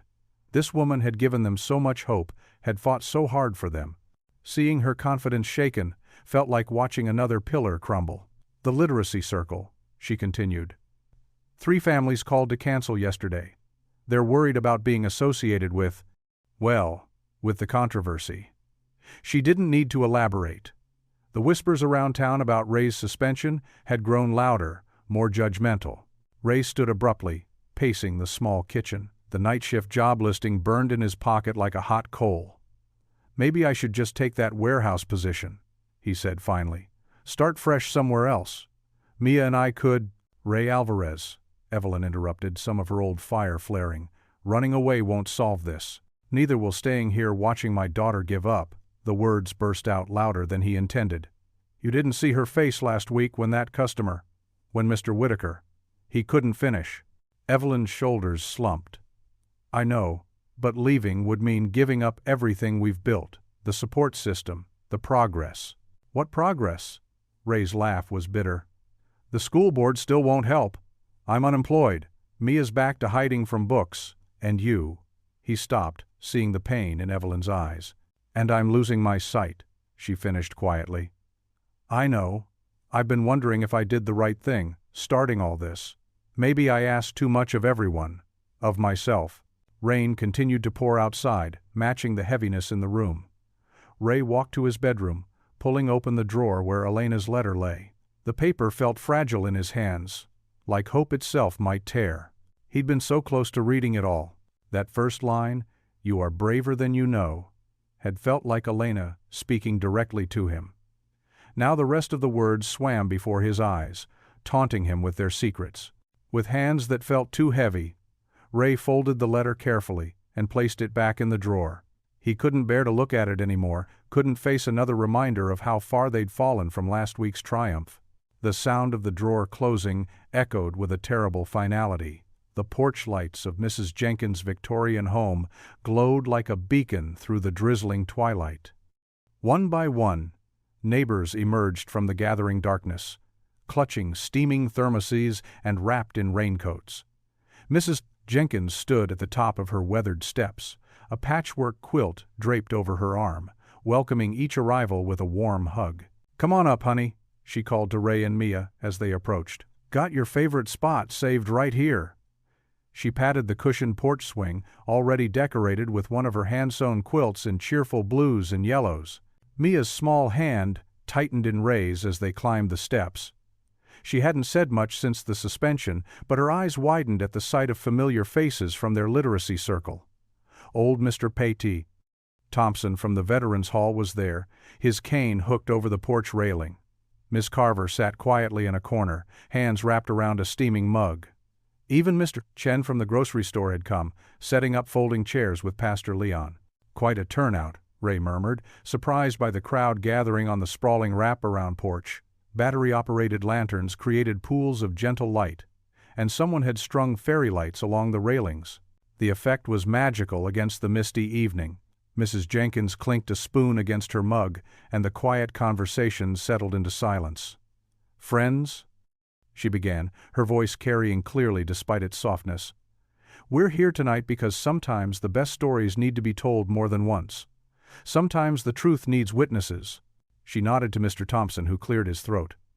"Served my country proud for 20 years, he began, his weathered hands gripping his cane. "But there's something I never told anyone here until our literacy circle started. I learned to read properly at 35 years old. Managed to hide it all through service, had my ways of getting by. But the shame?" He shook his head. "That shame weighs more than any pack I ever carried." Murmurs of support rippled through the gathering.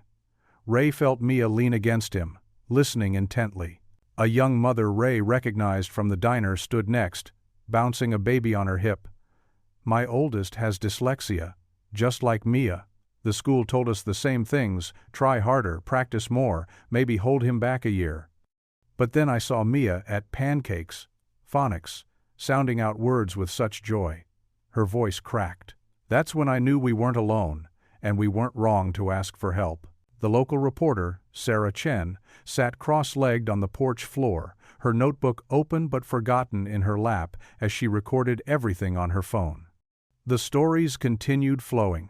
Veterans, parents, grandparents, each sharing their own struggles with reading or watching loved ones struggle. Pastor Leon stood, his kind face serious in the lantern light. "Our church has always been about community," he said, "but I never truly understood what that meant until I saw our basement filled with people of all ages, helping each other sound out words, celebrating small victories. That's the kingdom of heaven right there. No one left behind, no one told they're not worthy of learning." Miss Carver rose slowly, wringing her hands. The porch creaked under her nervous shifting. She started, then took a deep breath. "I need to apologize. Especially to you, Mia, and to you, Ray." Her voice strengthened. "I've been teaching for 12 years, but I was never trained to recognize or help students with dyslexia. I let my ignorance become your burden, and that was wrong." Ray felt Mia stir beside him, To his surprise, she slipped off the swing and walked over to her teacher, wrapping her arms around Ms. Carver's waist. The teacher's eyes welled up as she returned the hug. "I've enrolled in a training program," Ms. Carver continued, keeping one arm around Mia. "And I've written to the school board about requiring dyslexia training for all teachers. We can do better. We must do better." Mrs. Jenkins nodded approvingly, then turned to Ray. "You've been carrying this alone too long, son. Look around. Every person here has a story that echoes yours. Every one of us is ready to stand with you and Mia." The reporter finally spoke up. "Mr. Alvarez, would you be willing to let me share these stories? All of them, including yours? People need to understand, this isn't about one child or one family. It's about our whole community." Before Ray could answer, a new voice cut through the evening air. "I have something to say, too." Mr. Whitaker emerged from the shadows at the edge of the porch, hat in hands. The crowd parted silently as he made his way to the center. "I made a terrible mistake," he said, looking directly at Ray. "I let fear of bad publicity make me forget what the diner's always been about: family, community, giving folks a fair chance." He pulled an envelope from his pocket. "This is a formal letter reinstating you, Ray, with a raise and my personal apology. And the diner's yours for literacy nights whenever you want it." The porch erupted in applause and cheers. Mia ran back to Ray, throwing herself into his arms with a squeal of delight. He held her close, breathing in the scent of her hair, feeling the weight lifting from his shoulders. As the noise settled, Mrs. Jenkins raised her mug. "To learning together," she called out. "To standing together." "To standing together," the crowd echoed. And in that moment, the rain finally stopped. The clouds parted just enough to let the first stars peek through, and fireflies began to rise from Mrs. Jenkins' garden-like answering lights. Ray held Mia on his lap, watching the tiny glowing dancers weave through the darkness. She pointed to each one, counting in a whisper, and he felt something warm and familiar stirring in his chest, hope flickering back to life like the fireflies themselves. Sunlight streamed through the diner's front windows, casting long shadows across the checkered floor. Ray stood before the bulletin board, staring at the front page of the local paper pinned there. His hands trembled slightly as he read the headline: "Local customer admits error. Apologizes to Sunrise Diner waiter." The black and white photo showed the same customer who had accused him, now looking contrite and ashamed. Ray's eyes moved slowly over the words, practicing the reading techniques Evelyn had taught him. "I made a terrible mistake," the customer's quote read. "I was frustrated that morning and jumped to conclusions based on my own prejudices. After recounting my money at home, I realized I was wrong. Mr. Alvarez didn't shortchange me. I miscounted. My assumptions about him were unfair and hurtful." The bell above the door chimed. Mr. Whitaker walked in, his work boots leaving wet marks on the floor from the morning dew. He carried his leather ledger under one arm, his face uncharacteristically soft. "Ray," Mr. Whitaker called out, his gruff voice echoing in the empty diner. "Got a minute?" Ray nodded, his stomach tightening. He followed his boss to the counter, where they both sat on red vinyl stools. The morning silence hung between them, broken only by the gentle hum of the refrigerator. Mr. Whitaker cleared his throat. "I read the paper." He paused, fingers drumming on the counter. "Made me realize I acted too quick, letting fear of bad publicity cloud my judgment. I should have stood by you." Ray watched as the older man's weathered hands opened the ledger. "Sir, let me finish," Mr. Whitaker interrupted, pulling out a formal letter. Here's your reinstatement paperwork. With a raise." He slid it across the counter. $2 more an hour." Ray blinked rapidly, trying to process the words. The raise would mean new books for Mia, maybe even a tutor to supplement Evelyn's help. "There's more," Mr. Whitaker continued, his voice growing warmer. "Been thinking about what you and that Dr. Brooks are doing with the literacy program. This place sits empty most evenings anyway." He gestured around the diner. "Why not use it? We could host those reading nights here, make it official-like." The front door chimed again. Mia burst in, her backpack bouncing, followed by Mrs. Jenkins, who had been watching her. "Daddy," Mia called out, then stopped short when she saw Mr. Whitaker. Her smile faltered, remembering the tension of recent weeks. But Mr. Whitaker's face broke into an unexpected grin. "Hey there, little lady. Just telling your dad he's got his job back. Better than before, actually." Mia's eyes widened. "Really?" She looked at Ray for confirmation. Ray nodded, emotion thick in his throat. "Really, Mija. And Mr. Whitaker's offering the diner for our reading group." "The whole diner?" Mia gasped, spinning around to take in the space with new eyes. "Every booth, every table," Mr. Whitaker confirmed.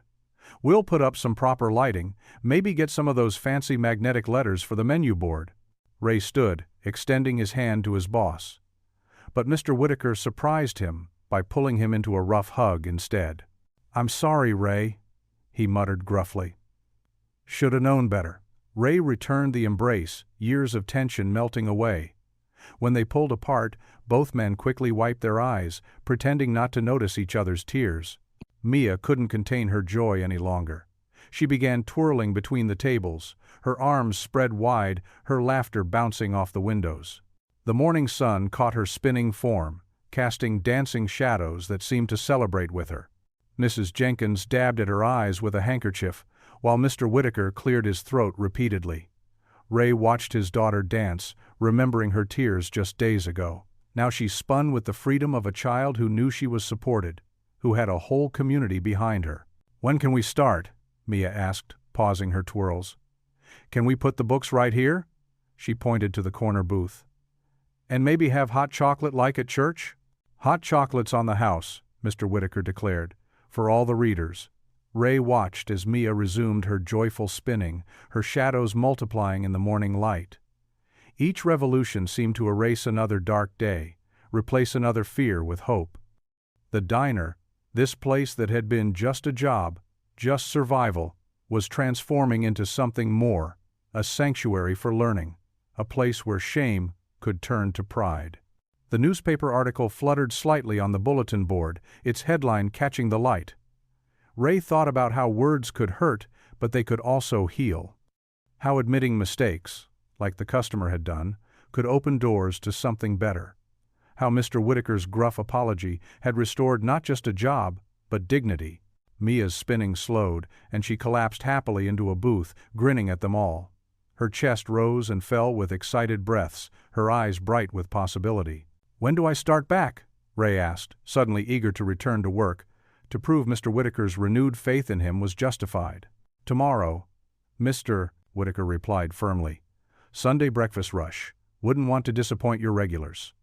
He paused, then added with a small smile, "Especially Dr. Brooks. She's been giving me the evil eye every morning this week." Ray laughed, feeling lighter than he had in weeks.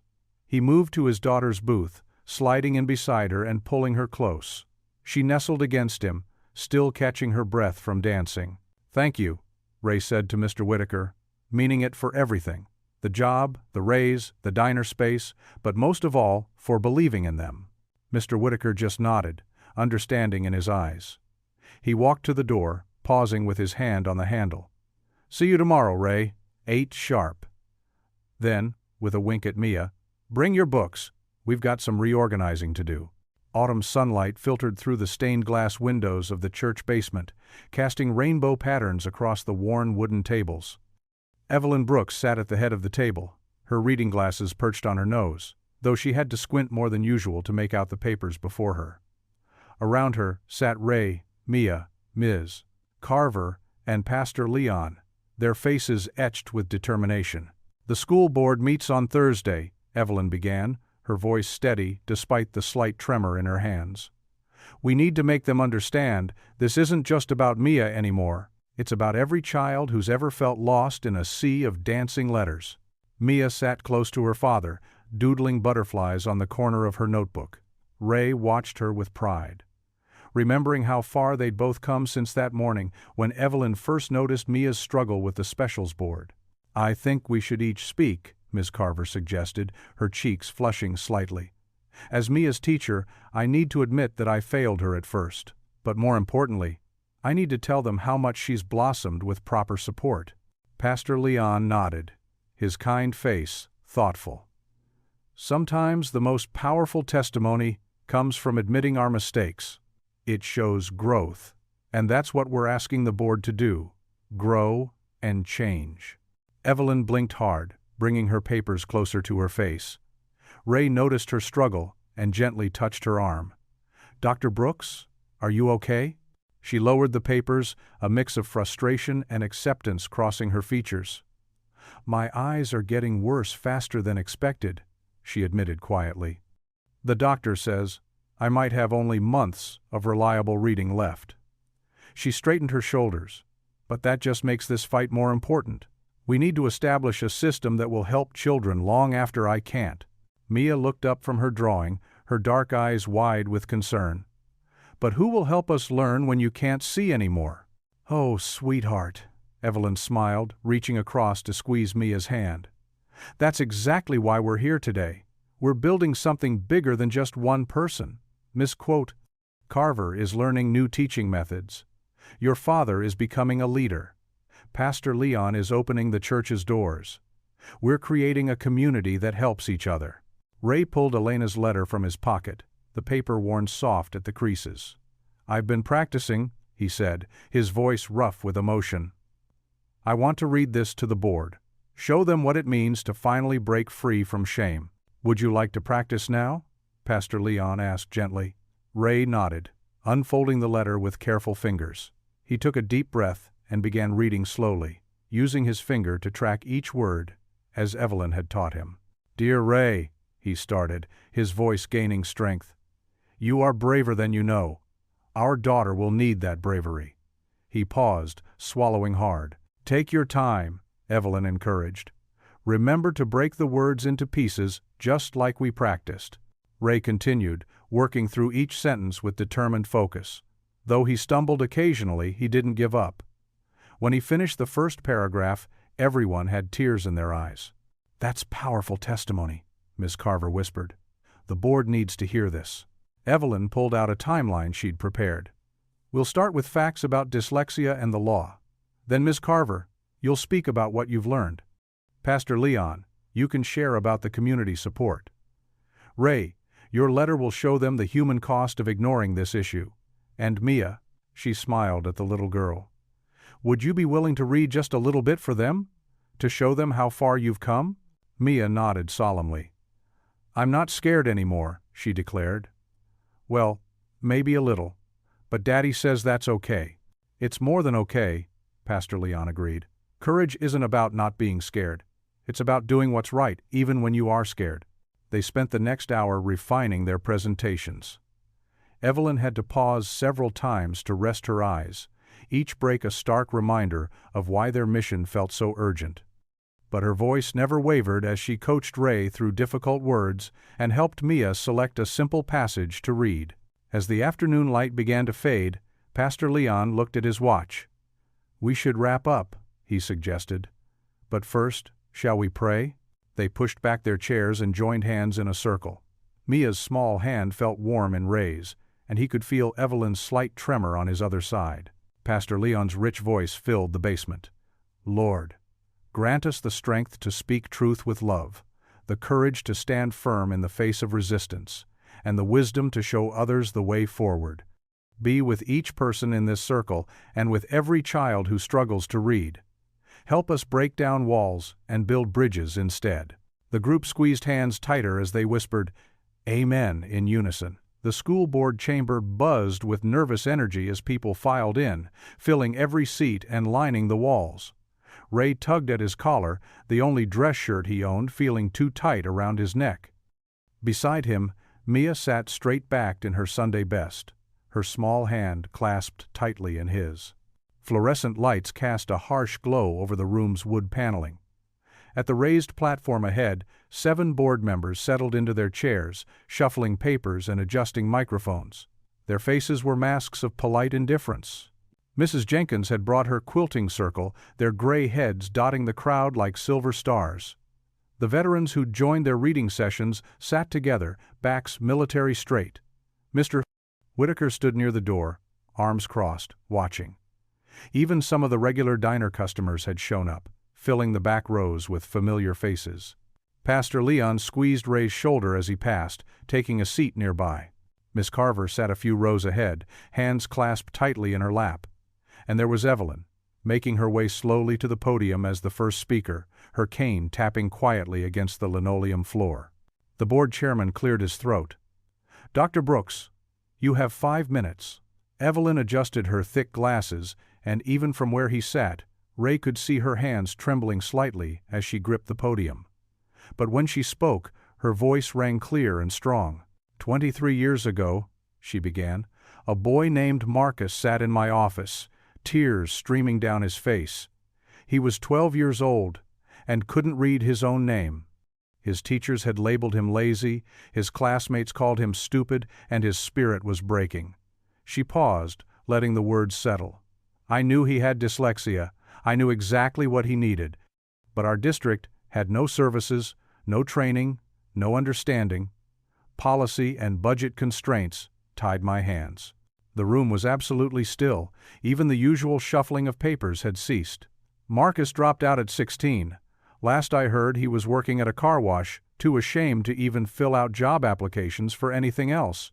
Evelyn's voice caught. "I've carried that failure every day of my life.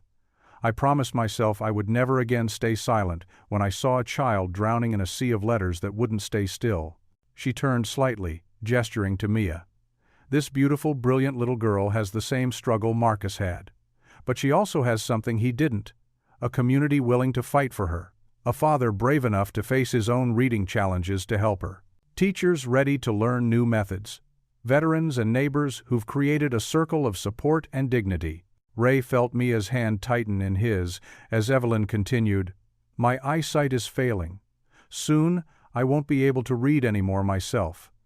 But before that happens, I'm begging you, don't let another child become another Marcus. You have the power to change lives tonight." As Evelyn made her way back to her seat, Miss Carver stood and walked to the podium. Her usual confident teacher's voice wavered slightly. "I've been teaching for 12 years, she began. "And until 3 months ago, I had no idea how to recognize or help a student with dyslexia. I failed Mia. I failed other students before her." She squared her shoulders. "But I'm here to learn, to do better. We all are. Give us the tools, the training, the support to help every child succeed." One by one, members of the community stood to speak. A veteran with white hair and sharp eyes described learning to read at 67 thanks to the church basement sessions. "Dignity," he said gruffly, "has no age limit." Mrs. Jenkins spoke about watching her grandson struggle the same way Mia did, but in another district that provided services. "Every child deserves that chance," she insisted, her quilter's hands gesturing emphatically. Finally, Ray's moment came. His legs felt like lead as he stood, Elena's letter clutched in his hand. The paper shook as he unfolded it at the podium. Mia watched him with shining eyes, and he drew strength from her trust. "My wife wrote this letter before she died," he began, his voice rough. "I couldn't read it until 2 months ago, because I have dyslexia too, but no one ever helped me understand why letters jumped around on the page. I just thought I was stupid." He took a deep breath and began to read, the words he'd practiced so many times, flowing slowly but surely. "Dear Ray, you are braver than you know. Our daughter will need that bravery. Promise me you'll never let her believe she's anything less than amazing. Love sees deeper than any label. Fight for her dreams like you fought for mine. All my heart, Elena." Ray looked up, tears streaming unashamedly down his face. "I'm fighting now, not just for Mia, but for every kid who thinks they're not smart enough, not worthy enough. For every parent who can't read their child's report card or help with homework. Please, help us break this cycle." The silence in the room was absolute. Then, from the back, someone began to clap. The sound spread like a wave until the chamber thundered with applause. Mr. Whitaker wiped his eyes openly. Ms. Carver had her face in her hands. Even some of the board members were visibly moved. The chairman called for order, his own voice noticeably affected. "I move we vote on the proposal for comprehensive dyslexia services and district-wide teacher training." "Second," another board member said quickly. Ray held his breath as they called the roll. One by one, 7 voices rang out. Aye. The chairman's gavel fell with a sharp crack. Motion carries unanimously. The program will begin implementation immediately. The room erupted in cheers. Mia launched herself into Ray's arms, and he swung her in a circle, both of them laughing through tears. Evelyn beamed from her seat, Pastor Leon's steadying hand on her shoulder. Ms. Carver hugged Mrs. Jenkins, both women crying happy tears. The sound of victory filled the chamber, drowning out even the sharp rap of the chairman's gavel calling for order. Golden morning light streamed through the windows of Sunrise Diner, casting warm patterns across the checkered floor. The familiar jingle of the doorbell hadn't stopped for the past hour as families poured in for the weekly pancakes phonics session. The aroma of butter and maple syrup mingled with the sound of children's laughter and the soft shuffle of flashcards.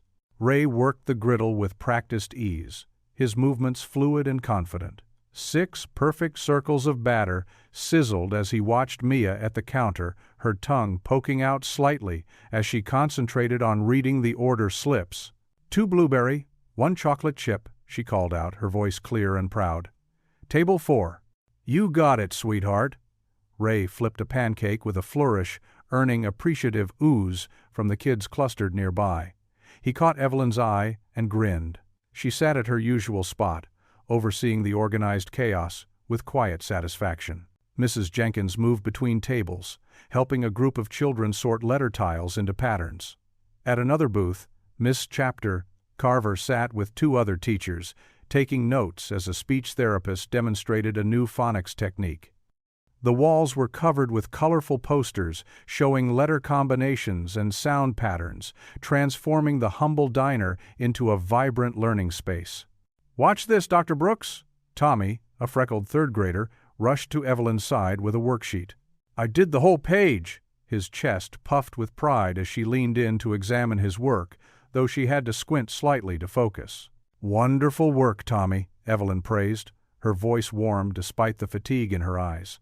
Your B's and D's are perfectly clear now. Remember how they used to trick you? Mr. Whitaker emerged from the kitchen with a fresh pot of coffee, stopping to top off cups and chat with parents. He paused near Ray, nodding at the scene before them. Never thought I'd see the day, he admitted. My diner's turned into the best kind of classroom. Ray smiled as he plated another stack of pancakes. All thanks to Dr. Brooks, he said softly. She saw something in us worth fighting for.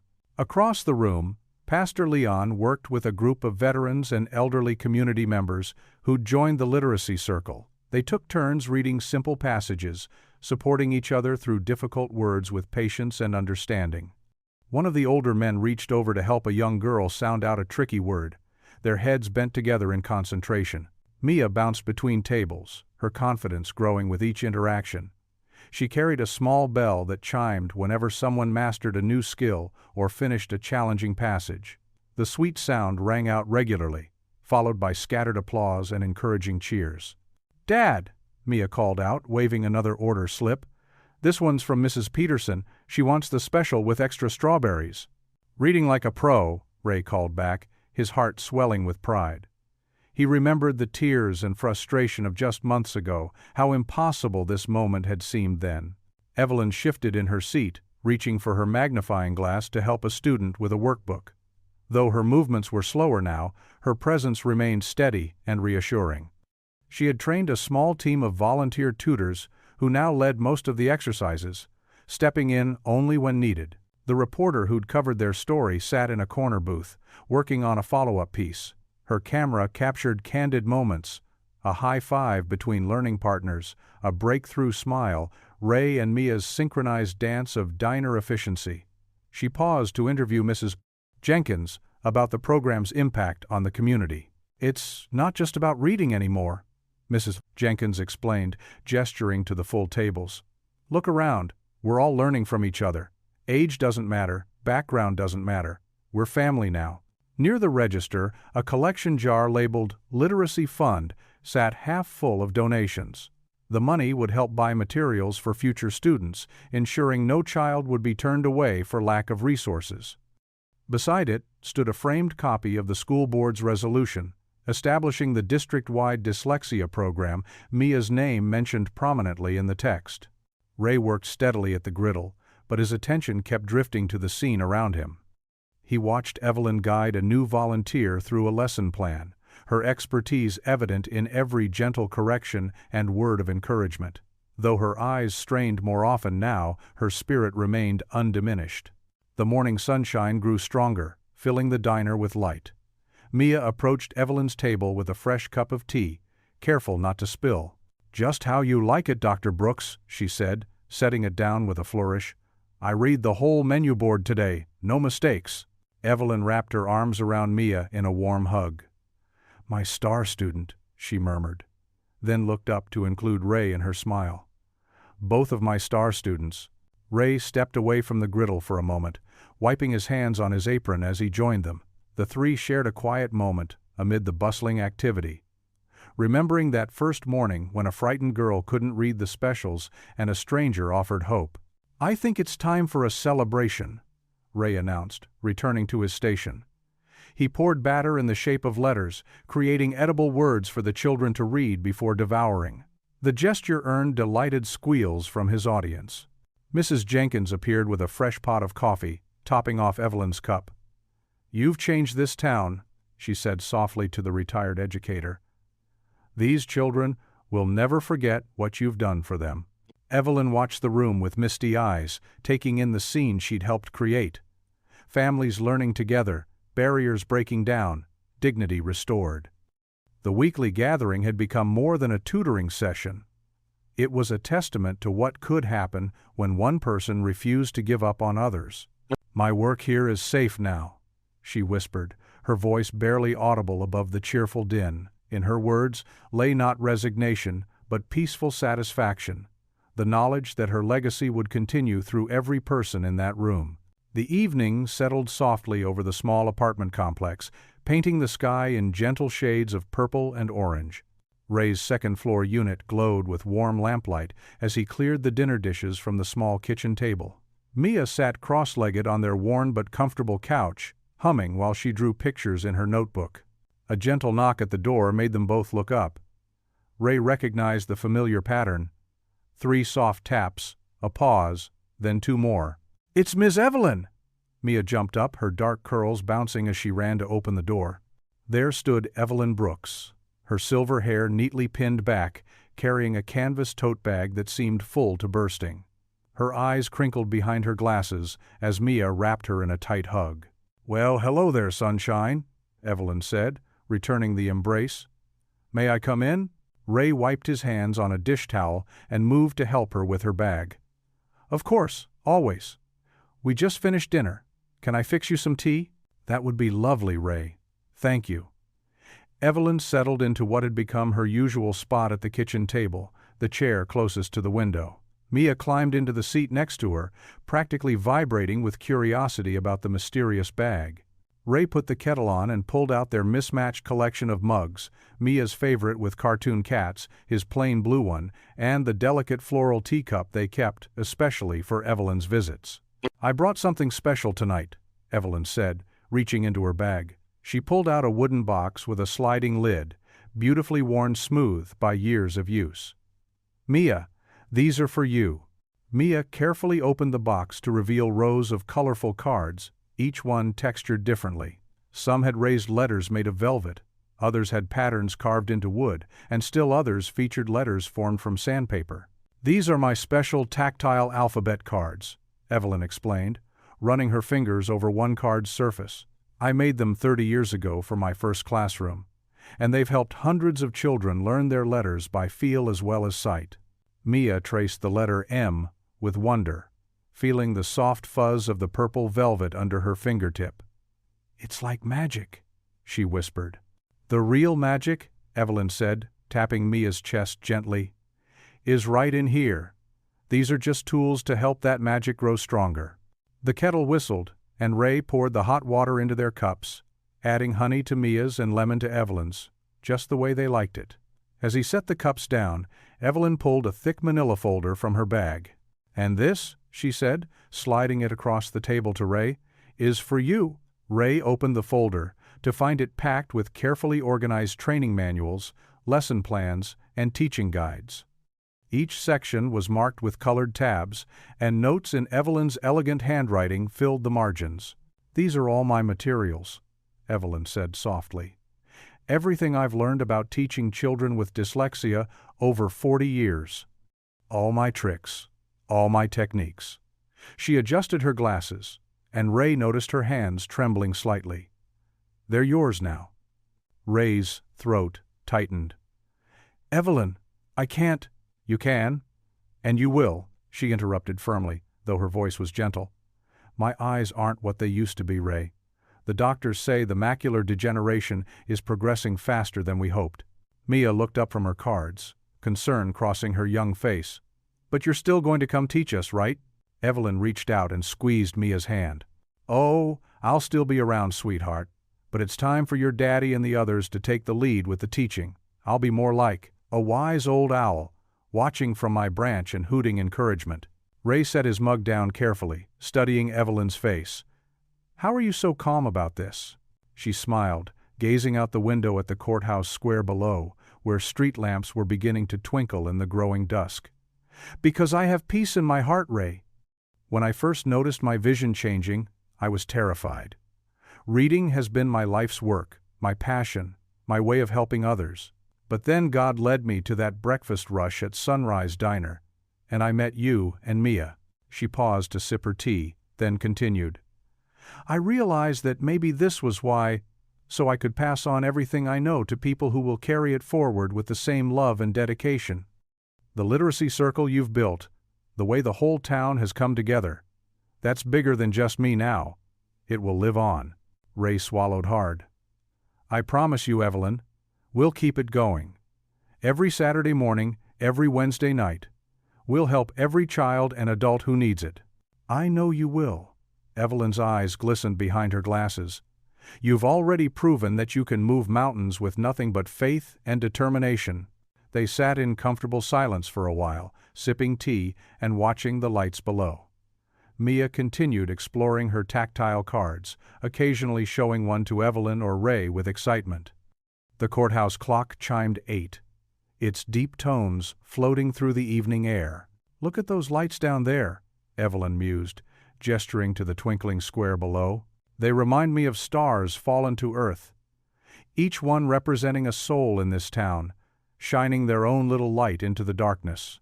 Ray watched the warm glow of the street lamps reflecting in the window, creating a gentle halo around Evelyn's silver hair.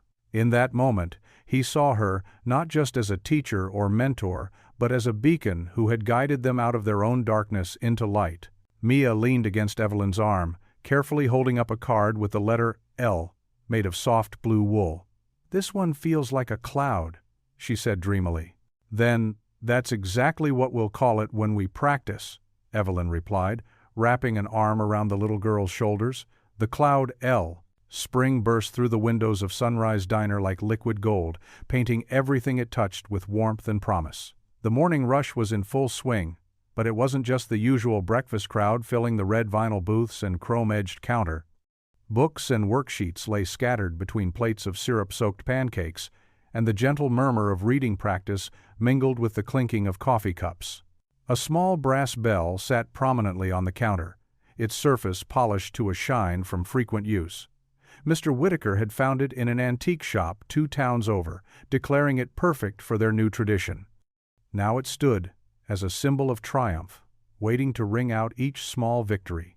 Ray worked the griddle with practiced ease, his movements smooth and confident as he poured batter in perfect circles. The sound of sizzling pancakes created a steady rhythm that seemed to pulse through the diner like a heartbeat. His white apron was spotted with flour and a splash of batter, but his smile was bright and unwavering. At one of the corner booths, Mia sat next to Mr. Johnson, an elderly veteran with weathered hands and kind eyes. Together, they bent over an old hymnal, their fingers tracking the words line by line. "Mr. Group's crosses Evan too."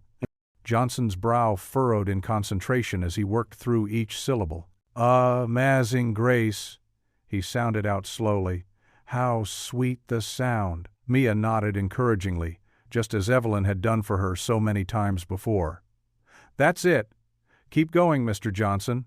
From her seat at the counter, Evelyn Brooks watched the scene unfold. Her specially designed magnifying glasses helped her see the broader picture, even if the fine details were becoming harder to distinguish. She cradled her teacup, warming her hands and savoring the moment.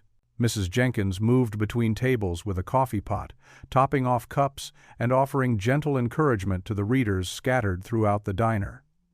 "You're doing wonderful, Sarah," she said to a young mother working through a children's book with her son.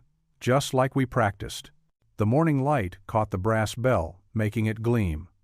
Ray glanced at it between flipping pancakes, remembering the day Mr. Whitaker had presented it to them. "Every victory deserves celebration," he'd said, no matter how small it might seem to others. Near the window, Ms. Carver sat with two other teachers from the elementary school, reviewing the new dyslexia training materials. Their enthusiasm was evident in their animated gestures and rapid note-taking. The school board's decision had sparked a wave of change that rippled far beyond Mia's classroom. "That's it!" Mia's voice suddenly rose with excitement. "You did it, Mr. Johnson. You read the whole first verse." The veteran's eyes glistened as he straightened in his seat. Mia bounced up, her dark curls dancing, and practically skipped to the counter. Standing on her tiptoes, she reached for the brass bell with a reverence that made Ray's heart swell. The clear, bright tone of the bell rang out across the diner. Conversations paused and heads turned as Mia announced, "Mr. Johnson just read Amazing Grace, all by himself." Applause erupted spontaneously, silverware clinking against plates as people showed their support. Mr. Johnson ducked his head, embarrassed but pleased, his weather-worn cheeks flushing with pride. Ray stepped out from behind the griddle, wiping his hands on his apron. "That calls for a special victory stack," he declared, returning to his station to create his signature smiley-face pancake, complete with whipped cream hair and berry eyes. The celebration had barely settled when another voice called out, "Can I ring the bell too?" It was Sarah's son, clutching his book to his chest. "Mom and I finished our chapter." "Come on up here, buddy," Ray called, gesturing to the counter. The boy hurried forward and, with his mother's help, reached up to grasp the bell's rope. Another clear note rang out, and again the diner filled with applause. Evelyn's eyes misted over as she watched the scene unfold. She remembered the fear in Ray's eyes that first morning, the tears on Mia's cheeks, the mountain that had seemed impossible to climb. Now here they were, surrounded by a community that had embraced their struggle and turned it into shared triumph. Ray caught her eye and smiled, understanding passing between them. He'd kept his promise. The circle was not just alive but thriving. The diner had become more than a place for meals. It was a sanctuary where shame transformed into strength, where every small step forward was celebrated with genuine joy. The morning sun climbed higher, streaming through the windows and catching the dust motes that danced in the air. The brass bell gleamed, waiting for the next victory to announce. Mia returned to her booth with Mr. Johnson's victory pancakes, her face glowing with pride and purpose. Around them, the work continued. Words were sounded out, sentences conquered, pages turned. The rhythm of learning moved in time with the sizzle of the griddle and the pouring of coffee. It was ordinary and extraordinary all at once. A regular morning at Sunrise Diner, where hope was served up hot and fresh, and every small triumph rang out clear as a bell. What would you do if you were in their place? Comment your answer below, and let's see how you'd rewrite the ending. If you enjoyed the story of Ray Alvarez, I handpicked the next story that you will enjoy. Please, don't miss this one. Click here to watch it.